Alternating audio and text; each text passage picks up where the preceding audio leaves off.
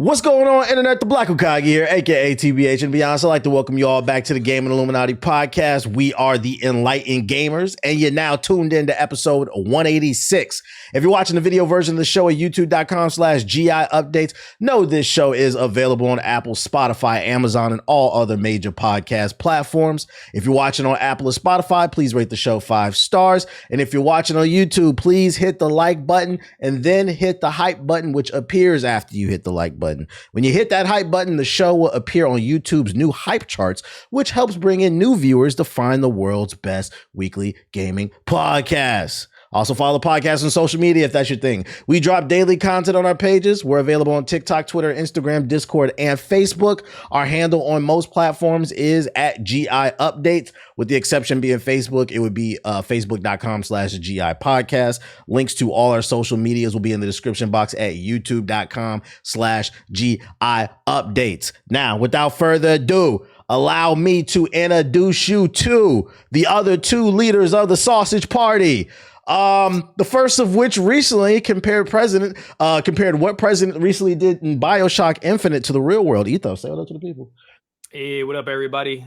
Certified banger. That's my most banger tweet I think I've ever done. It outdid my Spider-Man tweet, so I hate it had to be about that Cheeto, but it was a good tweet.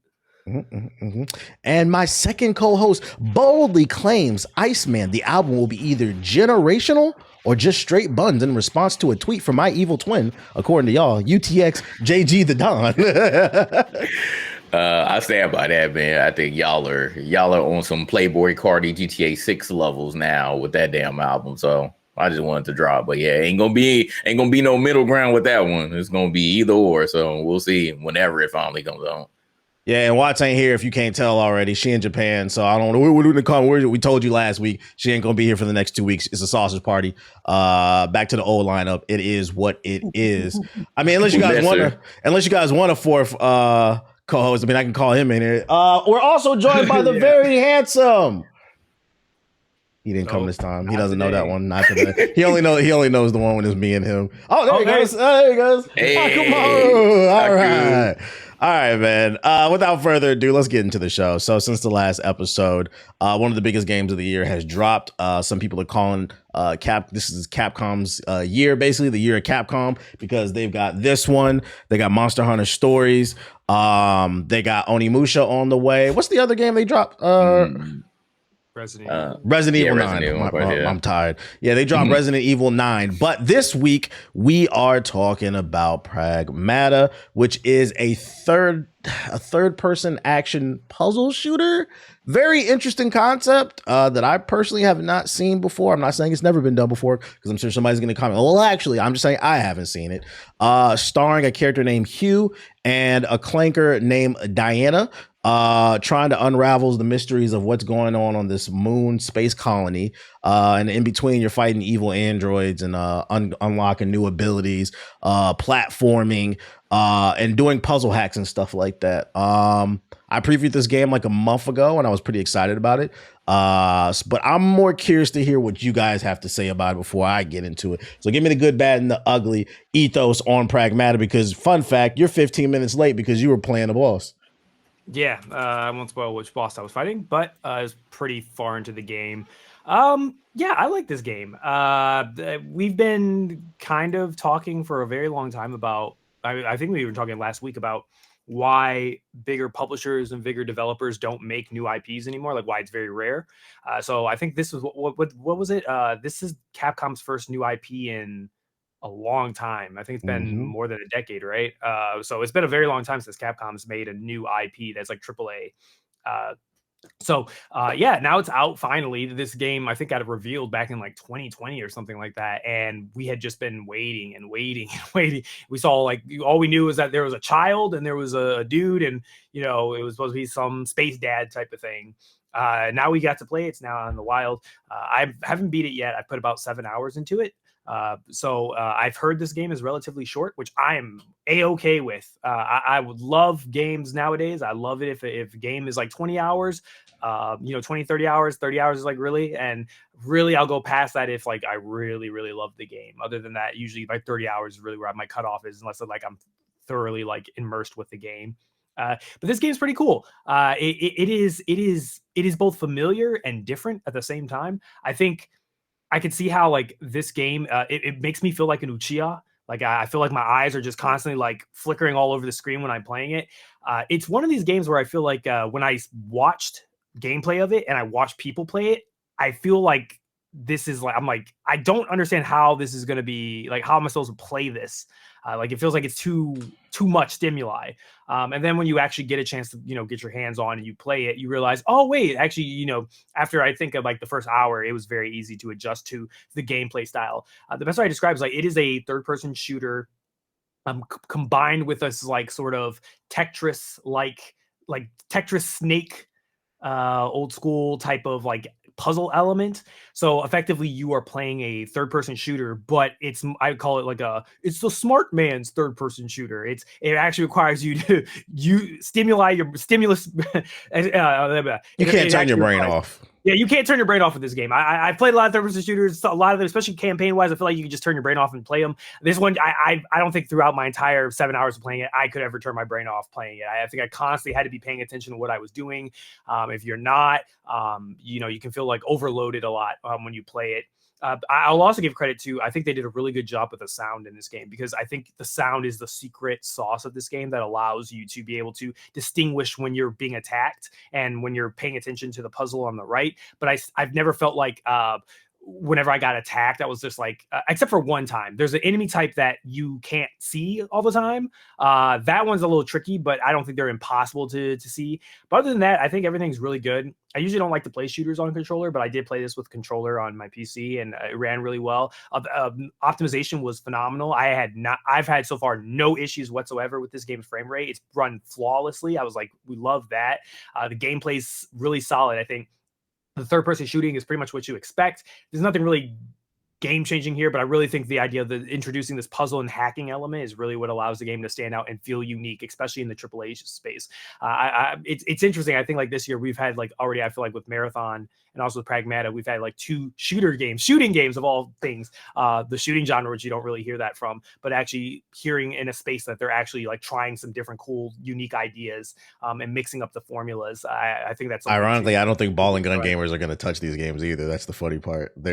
So I don't feel like they're ball and gun adjacent. Like that's the funny part, is that like I put a tweet out earlier this week and I said, gamers love to talk about how they're sick of sequels and remasters, and you guys constantly say you want new games or you want, something fresh and new. And I was like, I feel like Pragmata is exactly what I feel like the more vocal gamer talks about online, is that they want these more unique or more games where they try something a little bit different. And I think Pragmata does enough to make it unique and different enough while still feeling familiar, where it's not completely alien to you. And the question is going to be, which I'm really going to be looking forward to, is I want to see the sales numbers. I'm going to be very curious to see. I'm praying that Capcom sells over 1 million copies with this game. I pray it's not a flop, because unfortunately, if it's a flop, it kind of reinforces what we've been saying on the podcast for a very long time, and that's not a good thing. As much like I don't want a game to fail. I hope to God this game succeeds. And I really hope that gamers, for the people, like I said, if you want to see the change in the industry, then you should be supporting stuff like this. And I saw some people trying to detract and be like,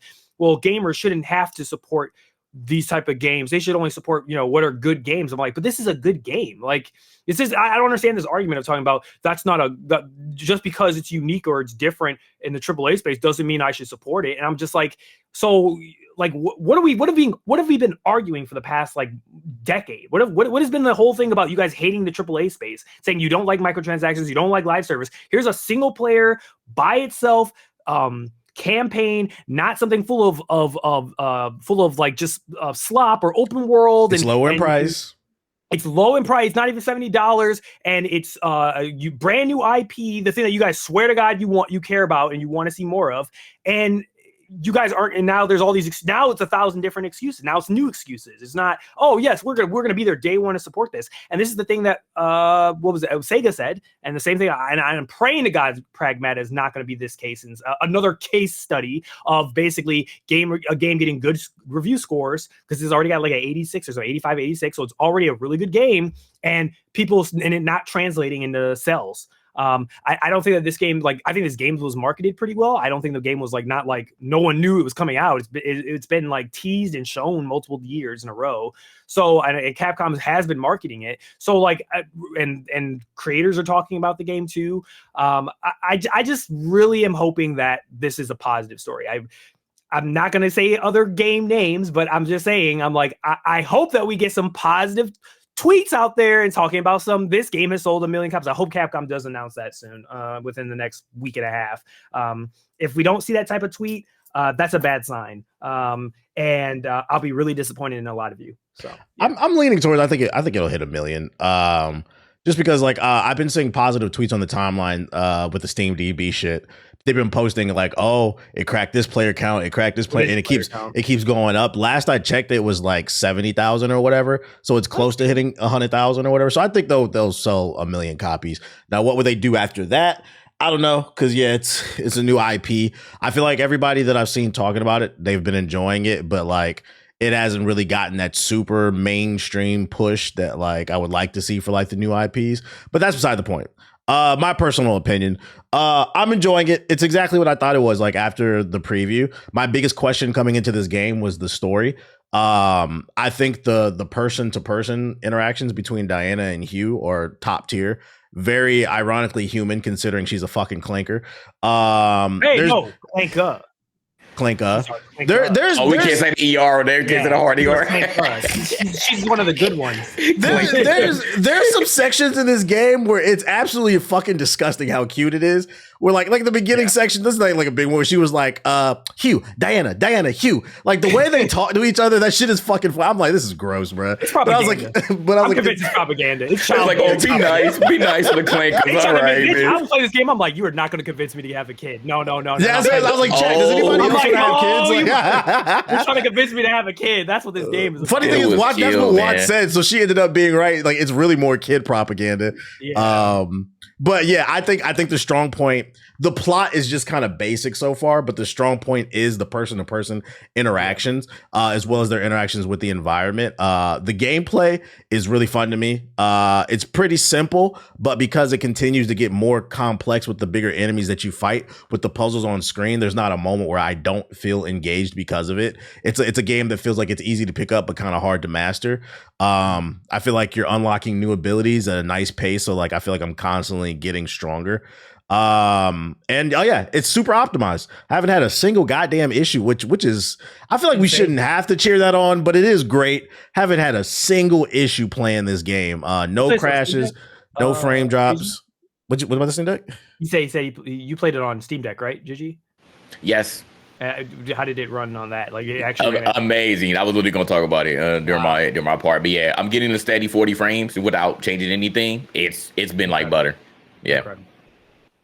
Yeah, I think the main weak point, and it's not even like a super weak point to me. It's more like it's just kind of average. The story is kind of getting from point A to B. I'm curious to see if that'll pick up. You're a little bit further along, Ethos. How are you feeling about the overall plot?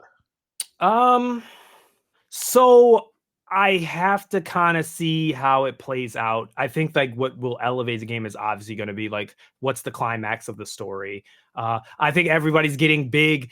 I think Last of Us has traumatized a lot of people where when you see this type of like dichotomy, you kind of just assume someone's going to die.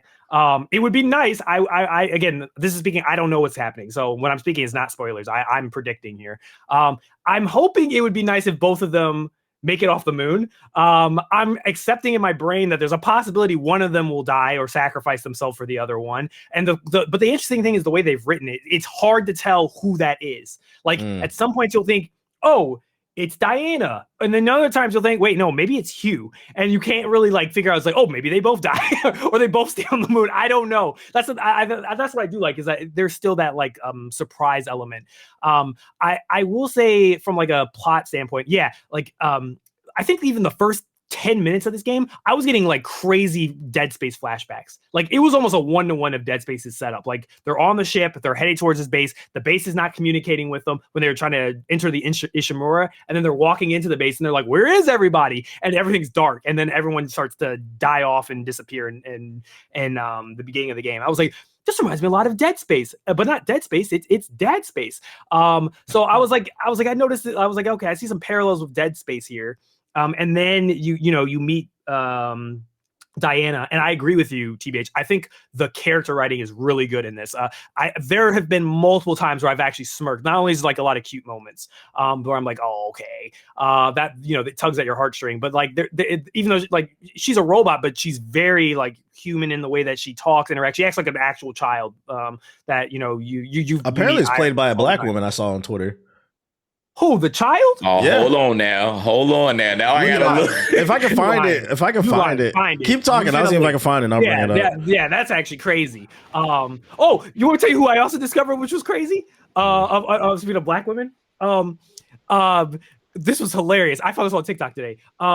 Leon's partner is a black woman. Leon Kennedy, the person that voices him. I didn't know. I met her. Yeah, I was like, I met her at the Resident Evil event. Yeah, she is. Yeah, she is, but yeah, I was like watching a video, and I guess he was at maybe it was the BAFTAs or whatever it is, and he had a black woman at his side, and I was sitting there, and then everybody in the comments was like, "Hey, Leon, hold on, brother." I didn't know you. I was right. What they said on Twitter is right. I found it on the IMDb page. Her name is Grace. Safe. She was also in Alan Wake as well as Elden Ring. Wait, but she plays and Diablo. I'm gonna assume she's the black chick in Alan Wake. No, hold on. Wait, but she's Diana in Pragmata. She got some hitters under her belt. Let me look under this Alan Wake. Okay, well, she killed it. Honestly, like, yeah, she did a good job. I think also the like I said too, there's a lot of good jokes too. I think there's a lot of really funny, what you said, like interactions with, like, I cracked up I was actually cracking up a couple of times, like when like Hugh will say something, and obviously like Hugh doesn't like kids initially, like that's his whole thing, is like obviously he has some previous like he's adopted. Humans can get nutrients from talking at the dinner table. Yeah. Or like, and then when he's talking about like talking with people and how important, and then like when he brings up like a soul, like, oh, there's difference between robots. I was like, he's like, well, humans have souls, and she's like, do I not have a soul? and it was like it gave me the Mass Effect joke all over again. I was like, and he's just like, well, you see, and then she's like, well, how can I get one? And it's just like he just dug himself a hole. So like, yeah, and then there's like things where like she's even like kind of petty, like she'll crack jokes about Hugh, like when he dies or he does something stupid, and she'll like crack a funny little joke about it. So yeah, I think so far like I am invested in the relationship between the two, not necessarily like the overall plot of what's going on around them. Like I got the big idea of just like, obviously something bad has happened and the robots have basically gone rogue and they're killing off all the people on the space station. And that's enough to keep me playing the game, because that mystery is what I do. I am curious to find out is like what caused robots to go haywire. But I don't feel like there's as much mystery. I mean, I haven't finished the game. You're a little bit further ahead than me. I do feel like the plot is mostly told through the notes that you find through the world. Yeah, that is true. Yeah, and versus the cutscene. So if you haven't played the game, make sure to read the notes, because I don't want to spoil it, but and that's why I said, I was like, all right, man, if the plot is going where I think it is, it's pretty predictable. It's a plot that a lot of you, especially if you hate Chat GPT, you'll be able to relate to and enjoy. And I feel like based off of that, and like the gameplay, if the story was fire, it'd probably push it to like a 9.5 for me. But like where it's sitting at right now on Metacritic, like 85, 86, I feel like that's actually a fair score. If the plot was just a little bit stronger, I think it would be higher. I'd give it an 8. Like right now, it's a solid 8. I think like if they do a little like twist on something, or like if something in the gameplay like does a 180. We'll have to get the update after we finish it. Yeah. Like maybe there's like some crazy boss, and I'm like, oh my god, this boss is like, wow, Jesus. Because like I will give some things that I think are criticisms of it. I think that, and it's probably because why it took so long to make. I think maybe they had more ambitious goals of what they wanted the game. Like they were trying to figure out. I think they had an idea. And they had a really good idea with like a child and a dad, or like and a guy, and they wanted to have this like father-daughter type of relationship. Basically, like they wanted to do like a Last of Us type of thing in space, but they wanted to change the dichotomy a little bit, where it's like it's not like Joel's like trying to teach Ellie, but instead it's like kind of more like, Diana is really actually helping Hugh and Hugh needs Diana. It's kind of like a cool synergy. They both need each other. So one thing I think is that the way that they've done the level design and like how you progress through the levels in the game, I like the shelter idea. I do like this idea of having a hub where you can relax, you can like reload out, and then you can go back into the world. And it kind of has this Dark Souls design where you have these hatches and they allow you to like bonfire and then you feel safe. You can go back, you could change your loadout if you know you're going in. Or if you died, you get a little bit of intel, you go back and then you try something a little bit different. I like that. But it seems like the way that they've designed how you play through the levels it feels very generic. Like it feels, I'm not gonna lie, it reminds me a lot of Resident Evil, which wouldn't shock me because it's Capcom. It feels like the same thing, like just like Resident Evil, I need to get to this place. Oh, someone locked this door and I got to get these keys to open the door, or I have to hit these switches. And run around until I find this needle in a haystack. Yeah. And it's the exact same formula that Resident Evil has been doing. And I guess it's that same sort of thing where it's like, well, Resident Evil's been doing this for 9, 10, 12 titles in a row, and it hasn't broken yet, and people haven't gotten sick of it. So we'll just kind of adapt that into space. It feels a lot like they're retreading a lot of like Resident Evil's level design and just like how you progress through the game. And I think after, which is funny, I don't know if you got to it, TBH, there's a point in the game where you run into another door that requires you to find like hacking places, nodes that you got to unlock to open the door. And he's like, he actually notes about this. He's like, God damn, we got to figure out who's responsible for all these doors and all these hatches. And it's like, this is so stupid. Fourth wall, breaking the fourth wall. Yeah. Like, he's looking right. Because the funny part was, no more outdoors. When the door showed up, I literally had the same thought in my head, and then Hugh like verbalized it when I was thinking it. And I was like, oh yeah, I 100% agree. I'm like, I'm kind of getting sick of this pattern. So I'm hoping it's not like once I'm on the third big boss right now, fourth boss. I'm hoping it's not going to be like every single time I go to a new section of the space station. Oh, gotta go to these different areas to hack these doors to then open up the main door to get to the next spot. Like I hope there's like a little bit of mix up. But right now, I think that's my biggest critique is that I think the New York level was really cool. Very unique in design and like where you were and how you move about that level. That was cool. But everything that I've played since that has kind of been kind of the same-ish. So that's like really my like biggest criticism right now of Pragmata.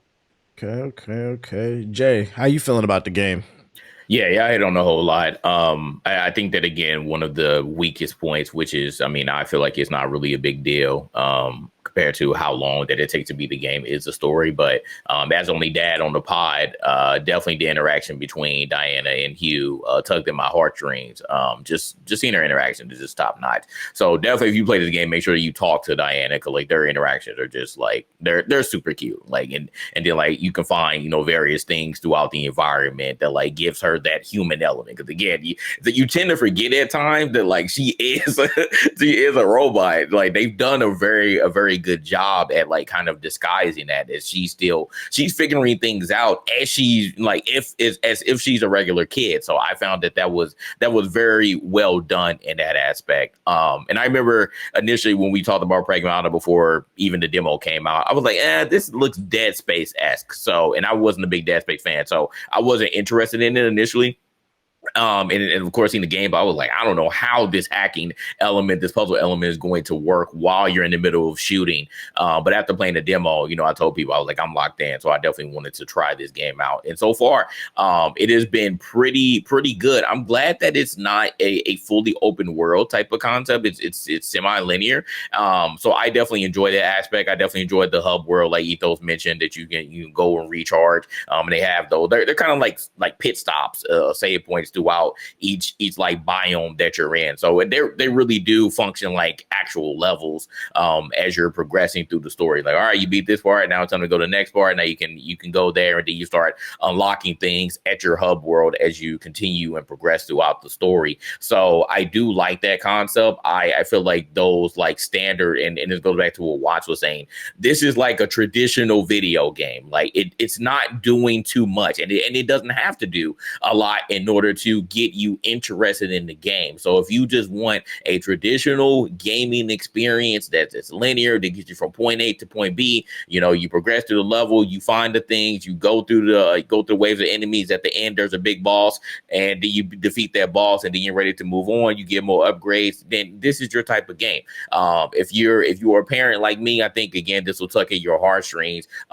Hearing that interaction between Diana and Hugh. So those are some of the things I want to mention. again, as Ethos asked me earlier, this game is super optimized.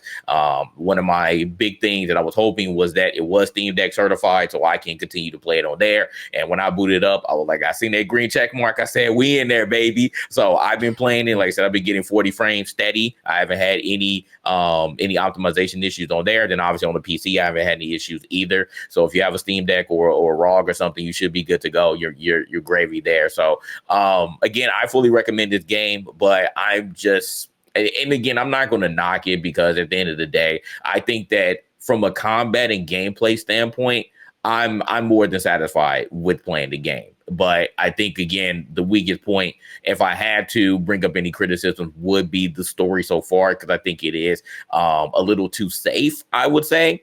But again, I think that the interaction with Diana and Hugh, as we continue to progress on, that's going to be probably the strongest point of the game. But I think just everything else surrounding it, which I tend to lose. And that goes back to TBH's point. You really have to read the lore throughout the game in order for you to like get the full context of what happened at the space station. They don't really go as far as what I play so far. They don't go super deep into like what actually happened on the space station yet. You know, I'm sure they'll get to it eventually, but right now you kind of got to get those little tidbits to find out what's really going on. But again, outside of that, just it's really going to be a lot of just interaction between Diane and Hugh as they continue to progress. Like I've literally got to a part where we're finally, I think, going to see someone else, because for the longest it's just y'all two and then just a bunch of clankers just running around trying to kill you. And then Edith, of course, which is the master the master AI system that's trying to, you know, send every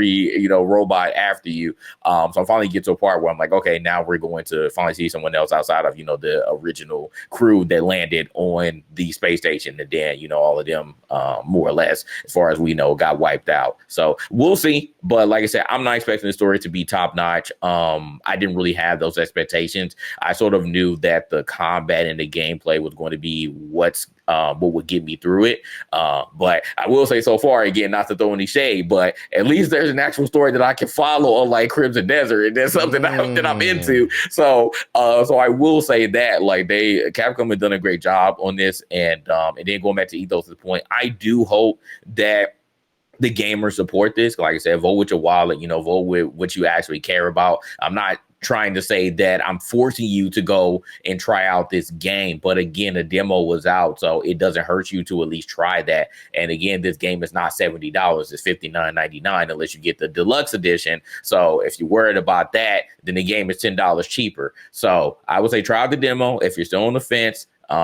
I actually, one of the Ibizu, I believe, he was watching me play it on Friday, and he was like, all right, y'all convinced me. I'm gonna buy it. Sometimes it's as simple as that, right? Just seeing someone else play it, and it's like, all right, like I see how you're feeling about it, and you convinced me to purchase it.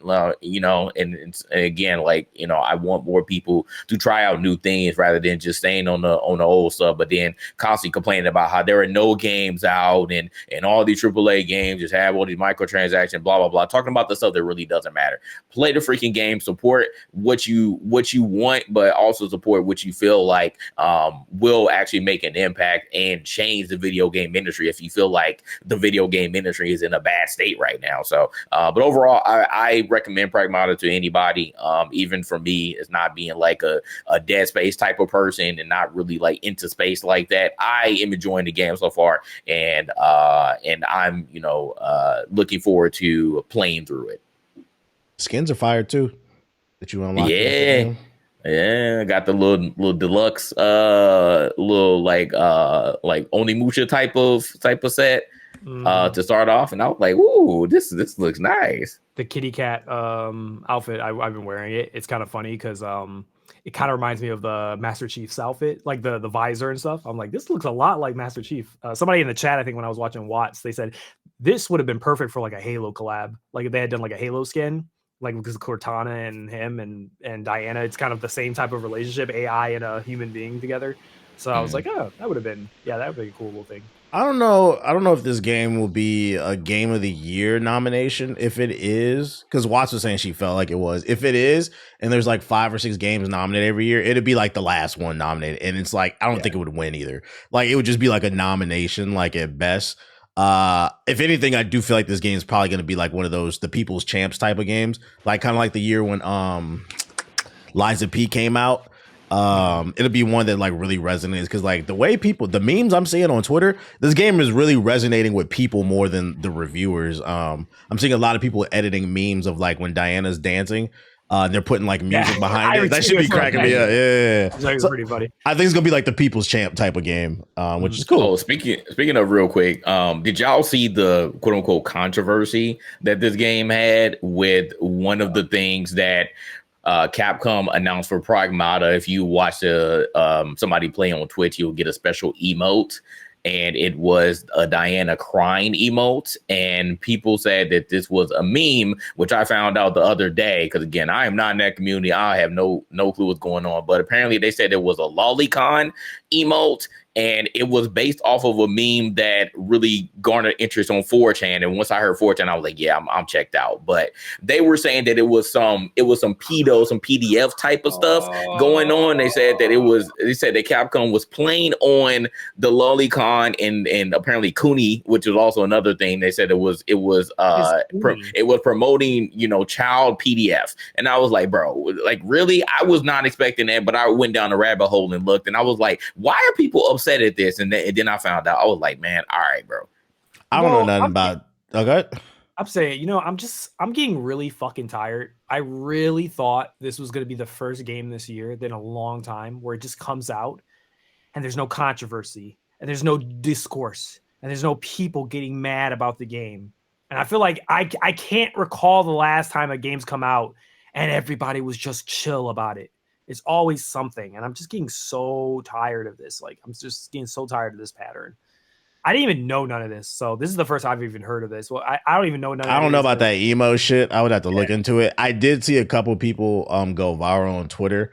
Like one person tweeted out, if you play Pragmata, then you're a PDF file. But then they got them out of here because they were like, if you see a child and the first thing you think of is like sexual stuff, that makes you a PDF. Yeah, I was like, what the fuck are they talking? I don't know, bro. Yeah, all I can speak about is the game. That's what they were talking about. That's what they were referring to. Just that emote. So weirdos, man. Yeah. Ain't got shit to do with me. Before we move on to the news side of the podcast, let me go ahead and shout out one thing real quick. I know you motherfuckers didn't play it, but I did an impulse buy. I'm gonna shout out the game Replaced. I also started playing this. I got like 6 hours on Pragmata, and then I got like 5 on Replaced. I was bouncing between these two games. This is the new 2D.5 action platformer game, and I'm gonna go ahead and say I would be shocked if this game does not win Best Art Direction of the Year when the Game Awards come around. It takes place in an alternate 1980s universe where AI exists, another AI game. But in this universe, you play a guy whose Neuralink like fucked up, and the AI takes over his body. So you're actually playing as a clanker, I guess, a fleshy clanker, basically. And you're navigating this post-apocalyptic world that's ran by evil corporations, specifically the Phoenix Corporation. It's an action platformer, so you're doing a lot of jumping, shooting and fighting. There is combat to it, and there's stealth. The stealth is pretty self-explanatory, hiding behind certain things, making sure you're not getting inside of the light. And then the combat, it kind of plays like Batman Arkham. So if you've ever been interested in how that formula would play, but in a 2D kind of format, this would be for you. I think it's really fun. It starts off a little slow, but once about an hour in, it gets going. Oh, it gets going. And like the use of like cinematography, the camera angles, like the boss fights, like this is a really creative game. And this is what I be talking about when I've been like, yo, I don't care that these indie devs want to do these 2D games. Like people be swearing that I'm hating on these indie developers. I want to. The beauty of indie development is you have the power to do whatever you want. You are not adhered to the goddamn corporation. So like if you are going to take that route of doing things that we've seen in the past before, like just do something new with it. That's all I ask. Another example would be that Mouse PI game. I'm not like super gung-ho about it. It's just another boomer shooter, but the art style is something that sticks out to people. Just do something different. I feel like there's too many Doom clones and X, Y, and Z, but this one right here, if you want an interesting story with fun combat, with some good stealth and art in there, it's only $20 on Steam. It's free on Game Pass. It's called Replace. add it to your wish list if you don't want to drop the $20. Because I mean, I'm pretty sure it'll be on the Steam sale for like $5-10. I don't know if y'all two had any interest in that game. Yeah, I've been looking forward to it for years when it was first announced. It's been in development for a very long time. But yeah, I'll get around to it when I can. They try to send me a code, and they sent me some Xbox Series S and X. I said, I can't use this. They didn't even ask you what version you wanted? No, they said you're when they do the like pre-approved, like, oh, you've been pre-approved, and I'm like, oh, awesome, I wanted to play this, and then it's like Series S and X. I'm like, I can't use this. I was like, I just sold my Series X, so. Well, that's my shout out of the week for Replace. Let's move into the news section of the show. And the first thing I want to touch on here is we got a follow up to a story from last week where Rockstar was hacked and they were being held for ransom. And the ransom people said, if you don't pay our fee, we're going to start releasing info. In between all of that, Rockstar released a statement to the press confirming that they had been hacked and they had no plans to negotiate with terrorists. They said they ain't worried about what the fuck they got. They just got some little info. And it turns out that Rockstar was not bluffing.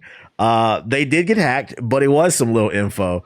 Everybody was thinking that these hackers had some Grand Theft Auto 6 gameplay or news story beats or something like that. It turns out all they had is some info on the finances going on at Rockstar. Some things that we already knew, but it put an actual definitive number behind things. A number that explains why Grand Theft Auto 6 is not here, in my opinion. GTA Online platform breakdown. So on the PS5, they make 3.5 million revenue weekly.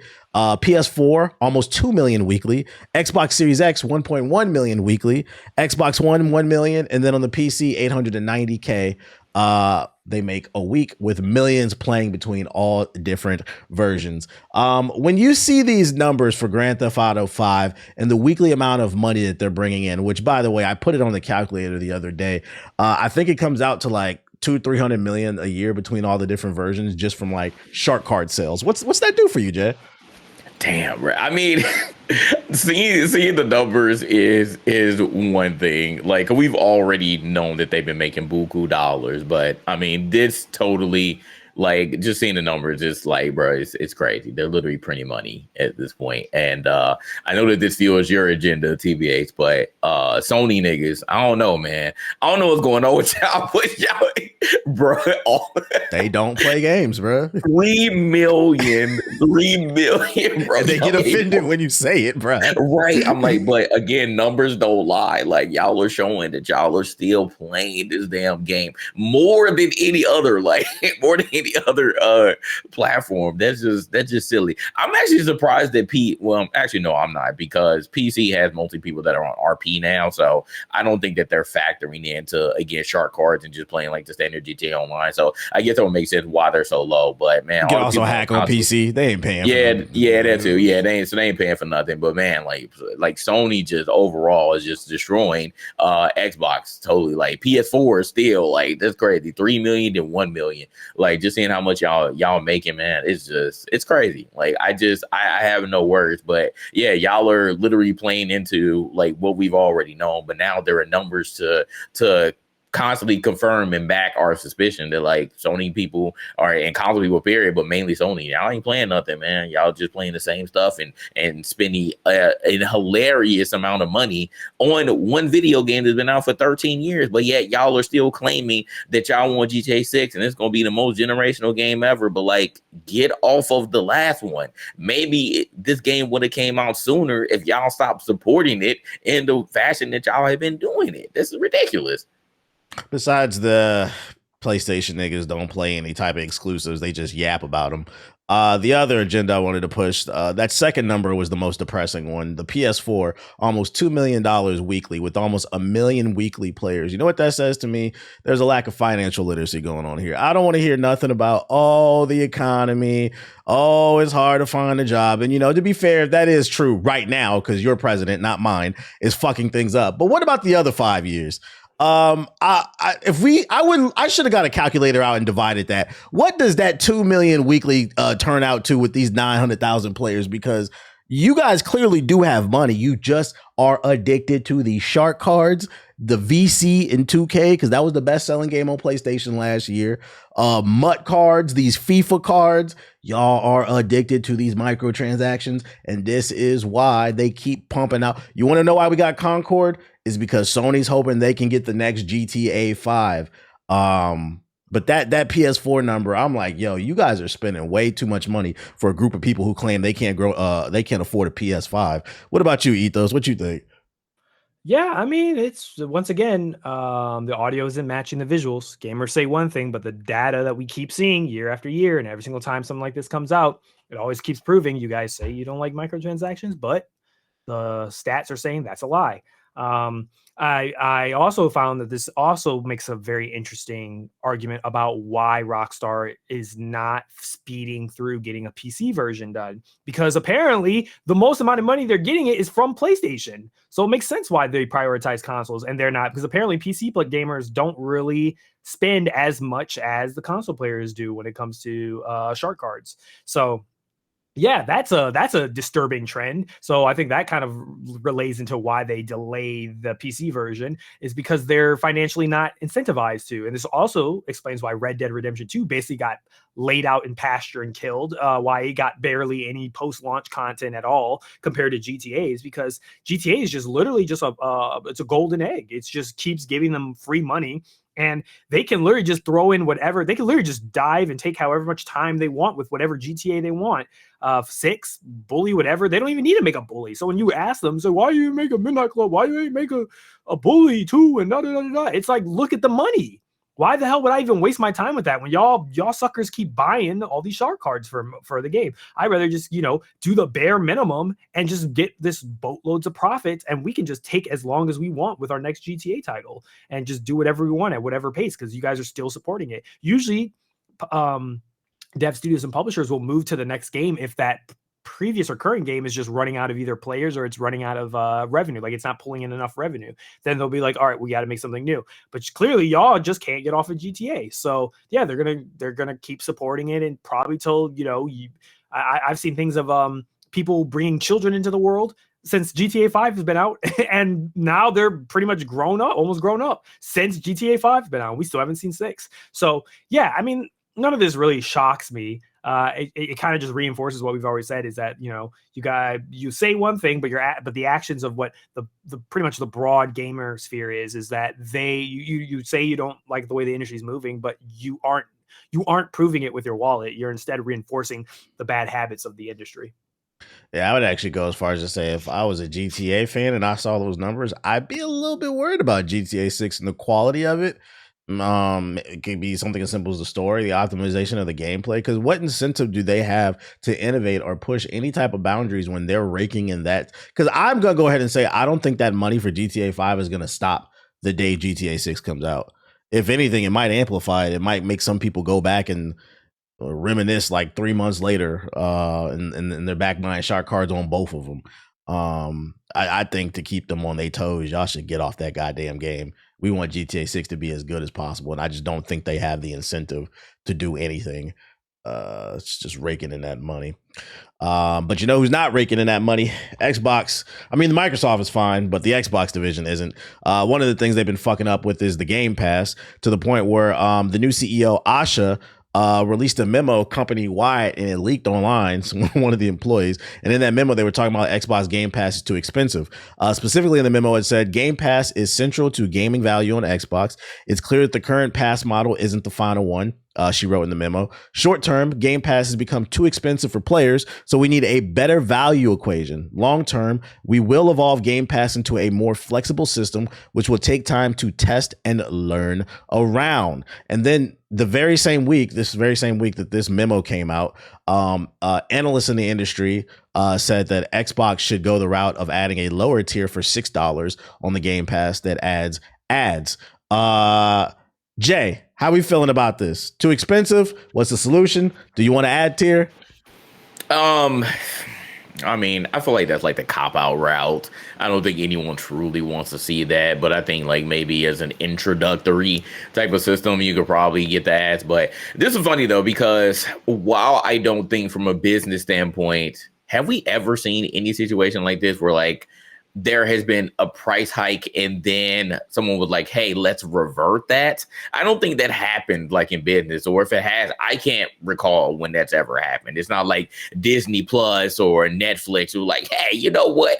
I think this is too much. Let's go ahead and lower that price for you. They'll figure out a way. Again, the flexibility, that's a very key word that's doing some heavy lifting, would potentially be finding a way to put ads in there, because there has to be a way for them to keep the system that they have and yet, still raking that revenue. So I don't think we'll ever be seeing a price decrease here unless, for some reason Asha comes through and is like, hey, like I'm delivering on my word. Let's go ahead and decrease this or figure out a better way to make these tiers. And then we also spoke about again, it may be playing into the lower tier with the ads, but we're talking about, potentially Call of Duty not being on the Game Pass anymore. And we also spoke about rumors of, which again may play further into this, restructuring the tiers that they also have. So we'll see. It's a lot of things moving around, a lot of gears that are moving. So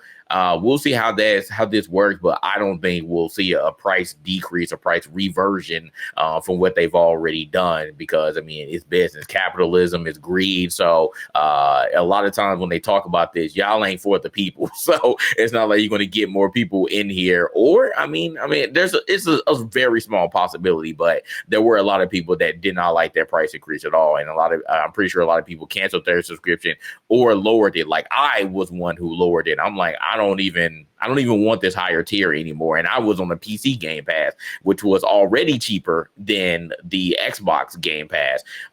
So I reverted my tier. I went down a level because I'm like, I don't even see the value of this. You're going to keep increasing the price, and I just don't want to do it anymore. So we'll see what happens with this. But I don't think that Asha will be the savior of the Game Pass problem here. I think they'll just figure out a way to, again, they're going to remove probably some games. They're going to switch some things around and maybe again add that ad tier. If not in the lower tier, they're going to put ads in maybe all the tiers, except for like the top two or something like that, in order to still find a way to get that revenue. So we'll see. But the people have already spoken. They don't like their price hike. So what are you going to do about it, Asha? Are you going to be the savior, or are you going to continue to be the villain? Because people already are on your head since you stepped in day one. So we'll see. Yeah, I gotta call Cap on this story. Ever since she came in as CEO, the first thing she did was go on Twitter and try to act like, she's part of the community, super down to earth. And then now we're getting articles about, it just so happens that one of the first, company memos that she wrote, it leaks online, and it just so happens to be, we're going to lower the price of the Game Pass. That sounds great. But in reality, like you said, I've never seen any subscription service where they actually did go back in price. And realistically, they can't. Because, okay, this sounds great on paper, but, that doesn't change the fact that you guys spend billions of dollars on Activision and Bethesda. Y'all got to get your money back, bro.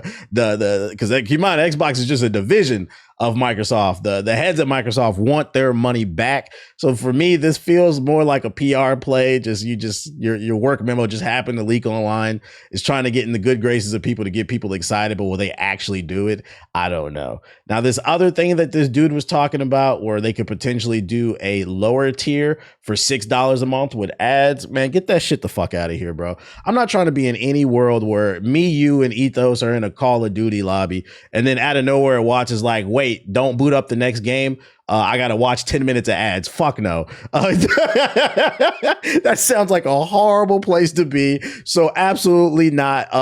I don't know what the solution is, but the beauty of it is that that's the corporation's problem, and that's your job to figure out how to earn my dollar. I cancel my shit. I'm not like Jay. I ain't rolling that. We went a full blown I said, I'm gonna just buy my games from now on. I'm not dealing with none of this bullshit, because they're gonna keep playing with these prices. I don't like it until they figure it out. What you think, Ethos? Yeah, I've been excommunicated from the Game Pass church, so I really can't really say anything.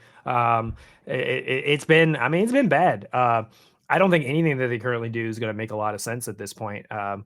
Everything's been trending worse and worse, and them just adding these new tiers. And the whole point was, they said, was that the thing got too complicated. They made it too convoluted, and I guess in a last ditch effort to try to like bring everything together to make a solid amount of revenue, and it ended up blowing up in their face. And then for them to just blow up, the previous like leaders of it, and then now we have Asha now, and this memo kind of reinforces it, is that it explains a lot of the chaos with Microsoft right now, just a lot of the chaos with the game studios about why we've always felt like, why can't they just go, like, why can't they do like a Capcom year? Like, why can't they do a year where they're dropping 2 to 3 games and they're all really good? Like, they're all 85 plus, like, reviewed, really positive games. Like, it seems like Microsoft just can't do that anymore.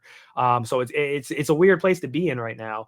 And it really just comes down to like how much can you just blow up and just try to redo from scratch, especially when you have all this like convoluted back end foundational stuff that you guys have already built in with Xbox, and you trying to integrate all these other studios that you purchase now into this ecosystem and try to make them use it. It just keeps adding more technical debt. So I mean, it doesn't shock me. Microsoft's always been a company that always struggles with technical debt. It's always has been. I mean, they went to space. Astronauts went to space and they had issues with Outlook. So I mean, like, I don't know what else to describe this as, except for I agree with what you're saying. Like the ad, $6 ad thing, or try to do it like in my head, I'm just like, okay, maybe if something is like $5, someone could justify, like, if it was like $5 and the first time that you boot up the game, there's 2 minutes of ads that you have to watch before you can start playing the game. Maybe that is I don't know. Maybe that's in a world where that kind of works. If you're talking $5 a month, like, I don't think a lot of, like, that would go back to a time pre-inflation where I feel like, most people would be like, yeah, I could suffer through, like Twitch. I can suffer through 3 minutes of ads if that gives me, the full game library again. But I do agree, like, that will never be the case. So if we're talking what would probably happen, which is what you're saying, which is like, if they make it where while you're playing the game, there's a period of time where maybe they put you on pause, or some way, somehow, like while you're in the middle of a gaming session, like ads come up. It's going to be a bad look. But we've already had games already posting ads. 2K is notoriously terrible at this. They've been showing ads for what? How long? Couple years now? It's been like a decade. If you want to more than that, yeah. Since 2018, when they introduced the neighborhood, the ads would be like on the billboards and stuff. Yeah, so it really comes down to is like, how do you do this? Because I mean, like, even if you go on like Xbox's like homepage, I'm pretty sure there's ads on that. PlayStation, I think, also has like ads on its home screen. So it's like, how nefarious or how like front facing do you force them? Do you force them like Twitch, where it's like you gotta watch this thing to proceed, or do you put them like in a corner somewhere, like where it's like a little sidebar? I don't know, but I agree with what you're saying. This isn't nothing that we have to worry about because we're consumers. We decide if it's good or not. And don't ever forget it. Yeah. So good luck. Figure that out. But yeah, I think a lot of it is what it sounds like is like Xbox needs to do a lot of soul searching right now, and it seems like there was that talk about like now they're talking about reneging on exclusives. Now they want to go back to having exclusives now. There's a lot of like, it seems like that, I describe it as, okay, this is a great analogy.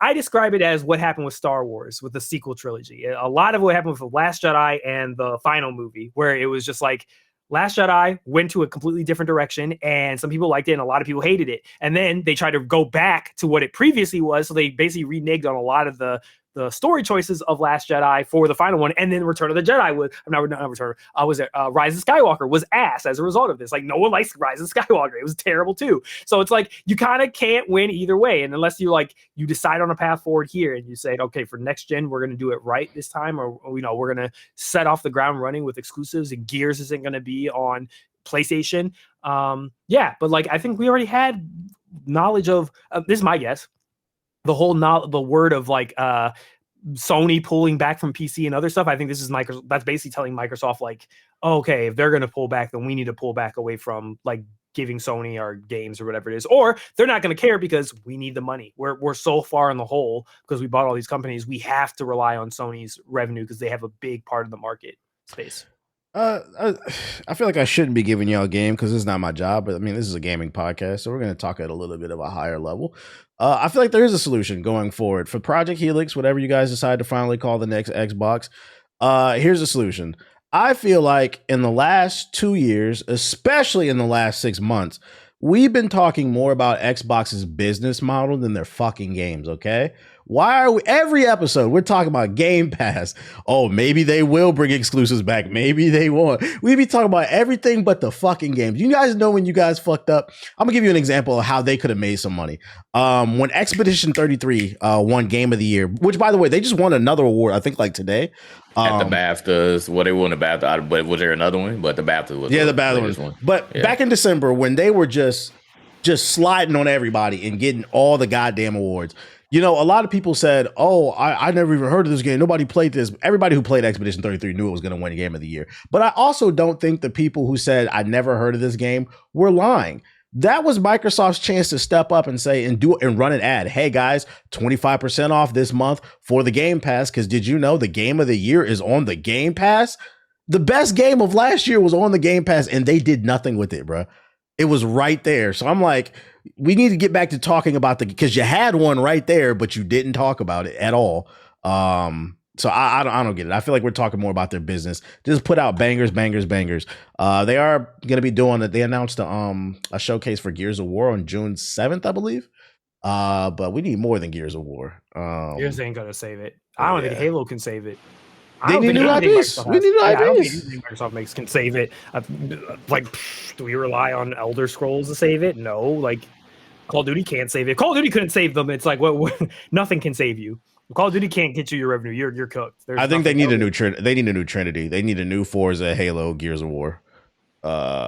Going into the next generation, and it should be exclusive. The old stuff that you gave away to PS5 just to not ruffle feathers, let them keep it. I think that's the solution. Let them keep Halo, but the new stuff, it needs to be exclusive to Project Helix. What you think, Jay, in regards to these rumors? Yeah, I mean, it's we talked about this before, but yeah, I do agree. Like, whatever y'all gave to them, just let them have it. But anything going forward, just go back to it. Like I said, if Sony is pulling back and they don't want to play ball anymore, then you need to do the same. There's no reason why you should continue to give them what will potentially be console sellers when we go forward. But yeah, y'all just need to come out with the games, because like I said, you need to figure out where you want to be. You need to figure out what type of company that you're going to be. I don't necessarily think that the Game Pass and going all in on the Game Pass will ultimately get you back to a place of, I don't even want to say dominance, because y'all weren't really dominant, but y'all did have a corner of the market. Y'all had an identity, and y'all had certain type of games that people flocked to, and y'all were really quintessential with the whole multiplayer aspect with the Xbox Live and the party chat system on console, because that just wasn't heard of. It wasn't done back then. So now we have Discord, so you're no longer at the forefront of that type of market. So you need to truly figure out where you want to be, but it's going to start and end with the games at the end of the day. So don't worry about anything else. I think trying to figure out the Game Pass, while it will help, I don't think, again, that's going to bring you anywhere near where you once were, and especially with like your diehard fans. All that they care about is bringing out the games that they care about and making sure that those are exclusive to their favorite system and their favorite system only. So just show us the games, focus on that, get all your studios together, get all especially the ones that you recently acquired. And, we talk about the company not, truly understanding their market, but you need to get at least the assets that you have, the resources that you acquired, and get them to make something that people care about.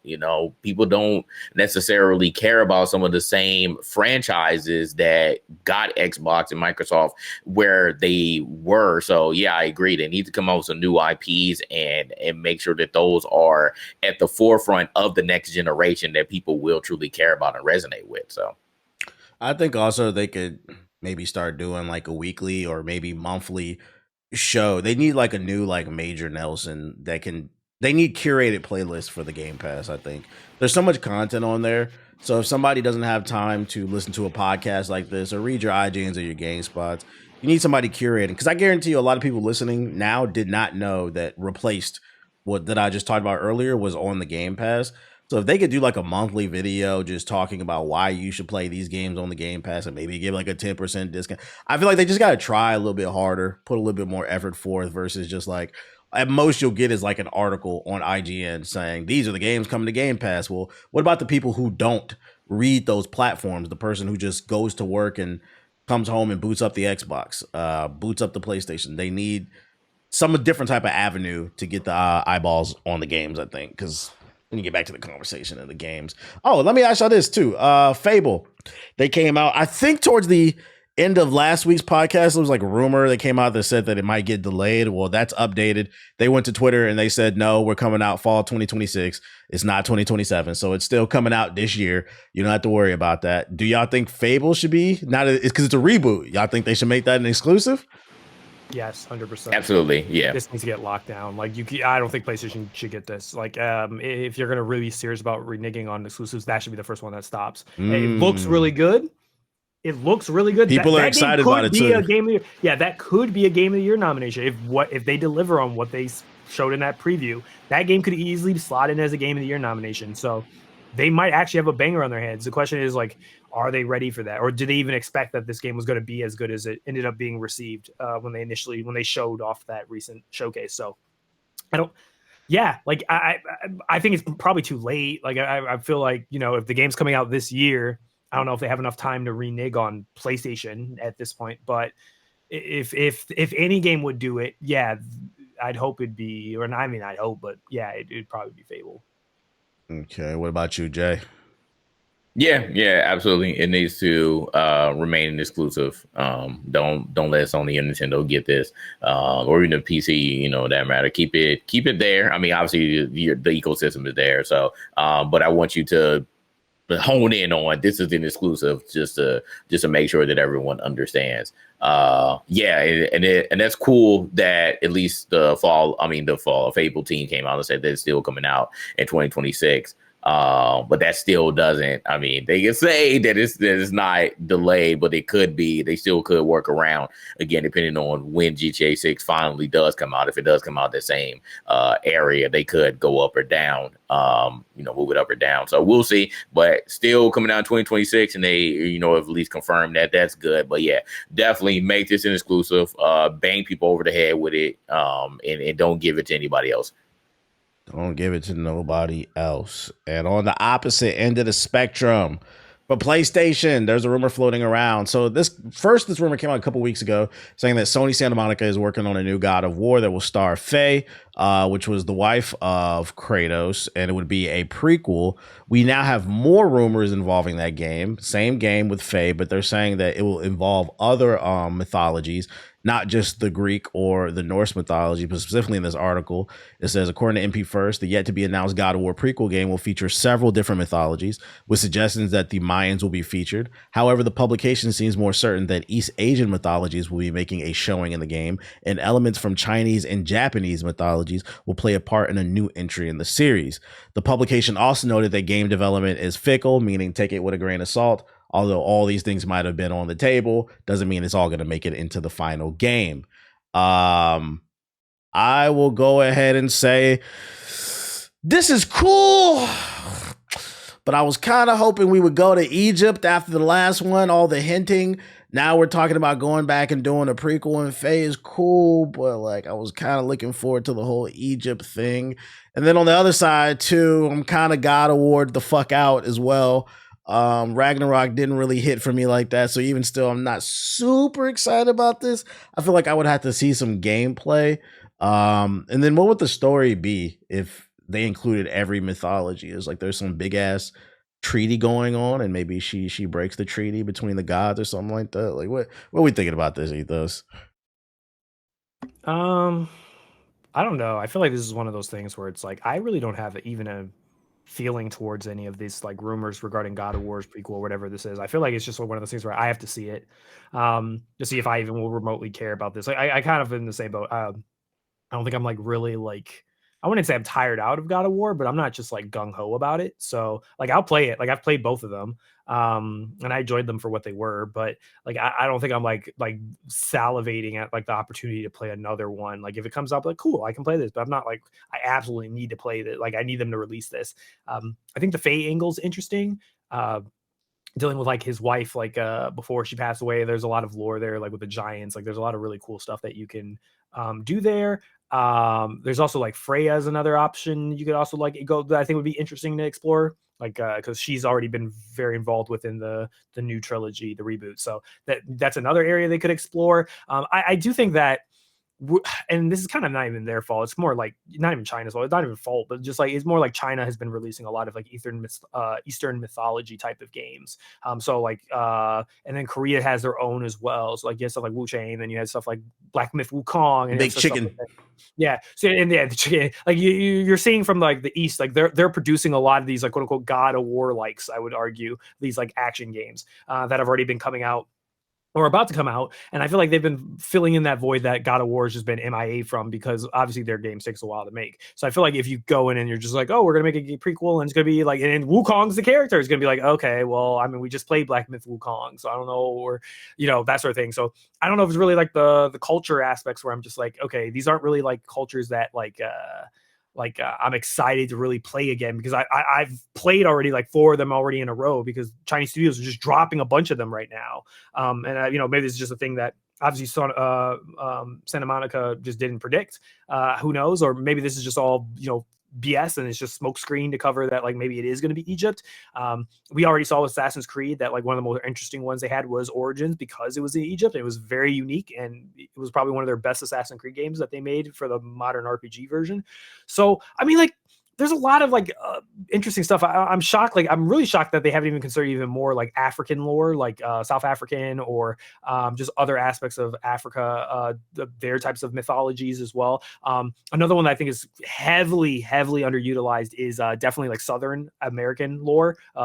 Definitely Bayou type lore, basically South of Midnight type lore. I think there's a huge window of that mythology that could be used. There's a lot of folklore and lore that's been built through like just the United States and the different parts of the United States, like that I think could be explored further, that I just don't think have ever been touched by a lot of video games. So God of War could go that direction. You think a certain audience would be okay with like Kratos coming to America and slaughtering their gods? Well, I don't think Kratos needs to be the one to like do it. Like someone else, obviously, like make a new character or something like that. All I know is that if it is going to be Freya, I'm not looking forward to that discourse, because we know what it's going to be. We know 1,000% what they're going to say. The same thing they say about every single Sony game about, you're erasing masculinity. There's no males anymore. You replace all the main characters with women now. Blah blah blah blah blah blah. Like I'm already tired just thinking about what I already can imagine this new God of War, if it ends up being like a Freya prequel, like the reaction that it's going to get, and then it's going to be the new targeted thing that people are going to be mad about and causing like people to get upset in discourse about. So I'm just not looking forward to any of this. Like it's just like I'm just going to play for myself and just see if I like it or not. But I do think there's a lot of opportunities of different places where I think Santa Monica can really make some really interesting stuff. But I mean, I've heard a lot of stuff. Like I've heard rumors that Cory Barlog wanted to make a sci-fi game after he was done with God of War. Do that, because that's what I was about to say. I was about to say, I'm actually more worried that Sony Santa Monica is becoming the new Naughty Dog, where it's like they're just very complacent. God of War, right? They already announced they're remaking God of War. There's a rumor there's a new one. Let's not forget they just put out that God of War 2D game that flopped. Is this the God of War studio? Can we get something? I know you guys are super talented. I know there has to be something else you want to do. I would love for them to do something else. One of my favorite things that Respawn did is out of nowhere, they came at it with fucking Cow Kestis. There's no way the Titanfall company, you would have told me before that they were going to come out with a fucking Star Wars game. And this shit was fucking amazing. So I have no doubt in my mind that a team like Sony Santa Monica can go make something else that's inspirational. I feel like we just haven't gotten enough time to miss God of War. So then it comes across like you and I are almost like hating on it. It's just like, nah, I feel like we need a break from this shit, man. Yeah. I mean, it's good. Like Ragnarok was what it was. Like I wasn't like blown away by it, but like a lot of people, like, there's a decent amount of people Puzzle Rock. Like it. Yeah, Puzzle Rock. Yeah, pretty much. Yeah. There's a decent amount of people that liked the game. Like they loved it. It wasn't good as Elden Ring. They thought it was good as Elden Ring, but it was solid enough. Like and I don't know. I just feel like it's weird. I am looking forward to seeing what Santa Monica can come up with. I agree with what you're saying. I do think that they can make something really cool. But of course, like, there's just so much weird things right now that are like with games and the IPs and what they're working on. Like I want them to do a new IP. I want them to do like a Pragmata. I want them to make something that's like completely outside the box of what I'd expect.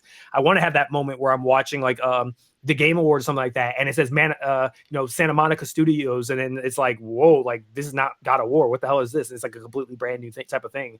Like there's a bunch of stuff. Like, but I just don't know. I just don't care. Like, it's weird. I don't mean it's like as trying to like hate on it. It's just I just don't feel anything. Indifferent. Right, yeah, just indifferent about it. I gotta see myself. Yeah.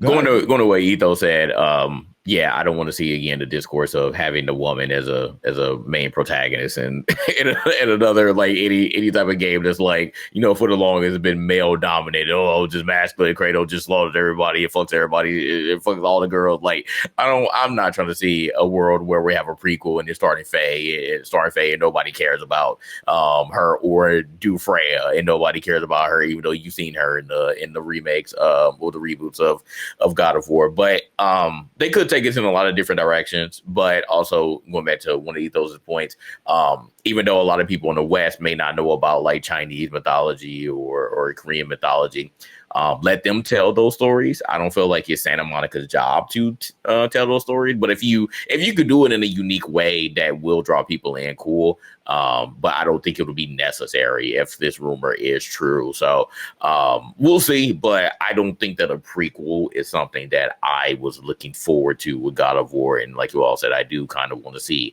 something different from Santa Monica outside of just any new God of War and remaking the previous God of Wars, because you're at this point just a one-trick pony. So I do want to see something else other than just another God of War, whether it's directly related to Kratos or if it's a spinoff of the main, story, whether you we're talking about the original trilogy or the reboot. So yeah, I do want to see something different too.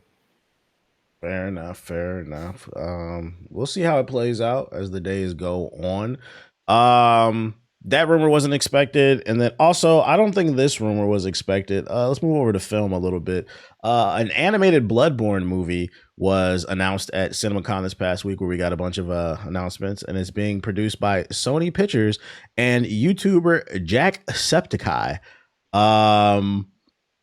I was really confused by this one. I was like, what does he have to do with anything? But apparently I learned from talking to the chat that he is one of the biggest Bloodborne fans in the world. And he released a statement reassuring everybody that the film that they are producing will be amazing. I'm going to do everything in my power to make this the best Bloodborne adaptation possible. Not only is it my favorite game ever made, but I know how truly passionate the fans of these games are. We all play Souls games here. Animated film. Being produced by a YouTuber, big budget, Ethos. Do you think the Bloodborne fans will be happy with this one? No, we want a fucking game. We don't want I want to play it, not watch it. I don't care about this. I want to play the game. Like if it's dope, it's dope. Like I'll watch it. Like if it's dope, if it's good, and I'm like, oh, it's very cool. Like I'll watch it. Like Bloodborne has a really cool like world, but like again, we want the game. We want the game, bro. I'm not trying to watch a movie, man. Yeah, I don't really care about this movie, and I go as far as to say I'm worried for Bloodborne fans because no shade to Jacksepticeye, but from what I've seen, he's just an Irish PewDiePie. He just screams while he plays random indie games and shit. What the fuck does that have to do with, animating a movie or even producing it? Like those are two different skill sets. You could be Markiplier, yeah. Thing, but that movie he did made a bunch of money. I watched it. No comment. Yeah, you did go see it. Yeah, you did go see it. I watched it. No comment. Fans loved it. The fans loved it. 100%. It made a lot of money and it was successful. Was it a good movie? I mean, it was his first attempt. It was his first attempt. I'm going to disagree with you. I remember it was 1 notch on the board. I'm going to disagree with what you said. And this kind of goes into like what I was talking about last week or earlier this week. I am not upset with any content creator following their passions, because this sounds like this is a passion for Jacksepticeye. And like you, I've known about Jacksepticeye for a while, but he's not my cup of tea. I don't watch him, and I didn't know that he was one of the biggest Bloodborne fans out here.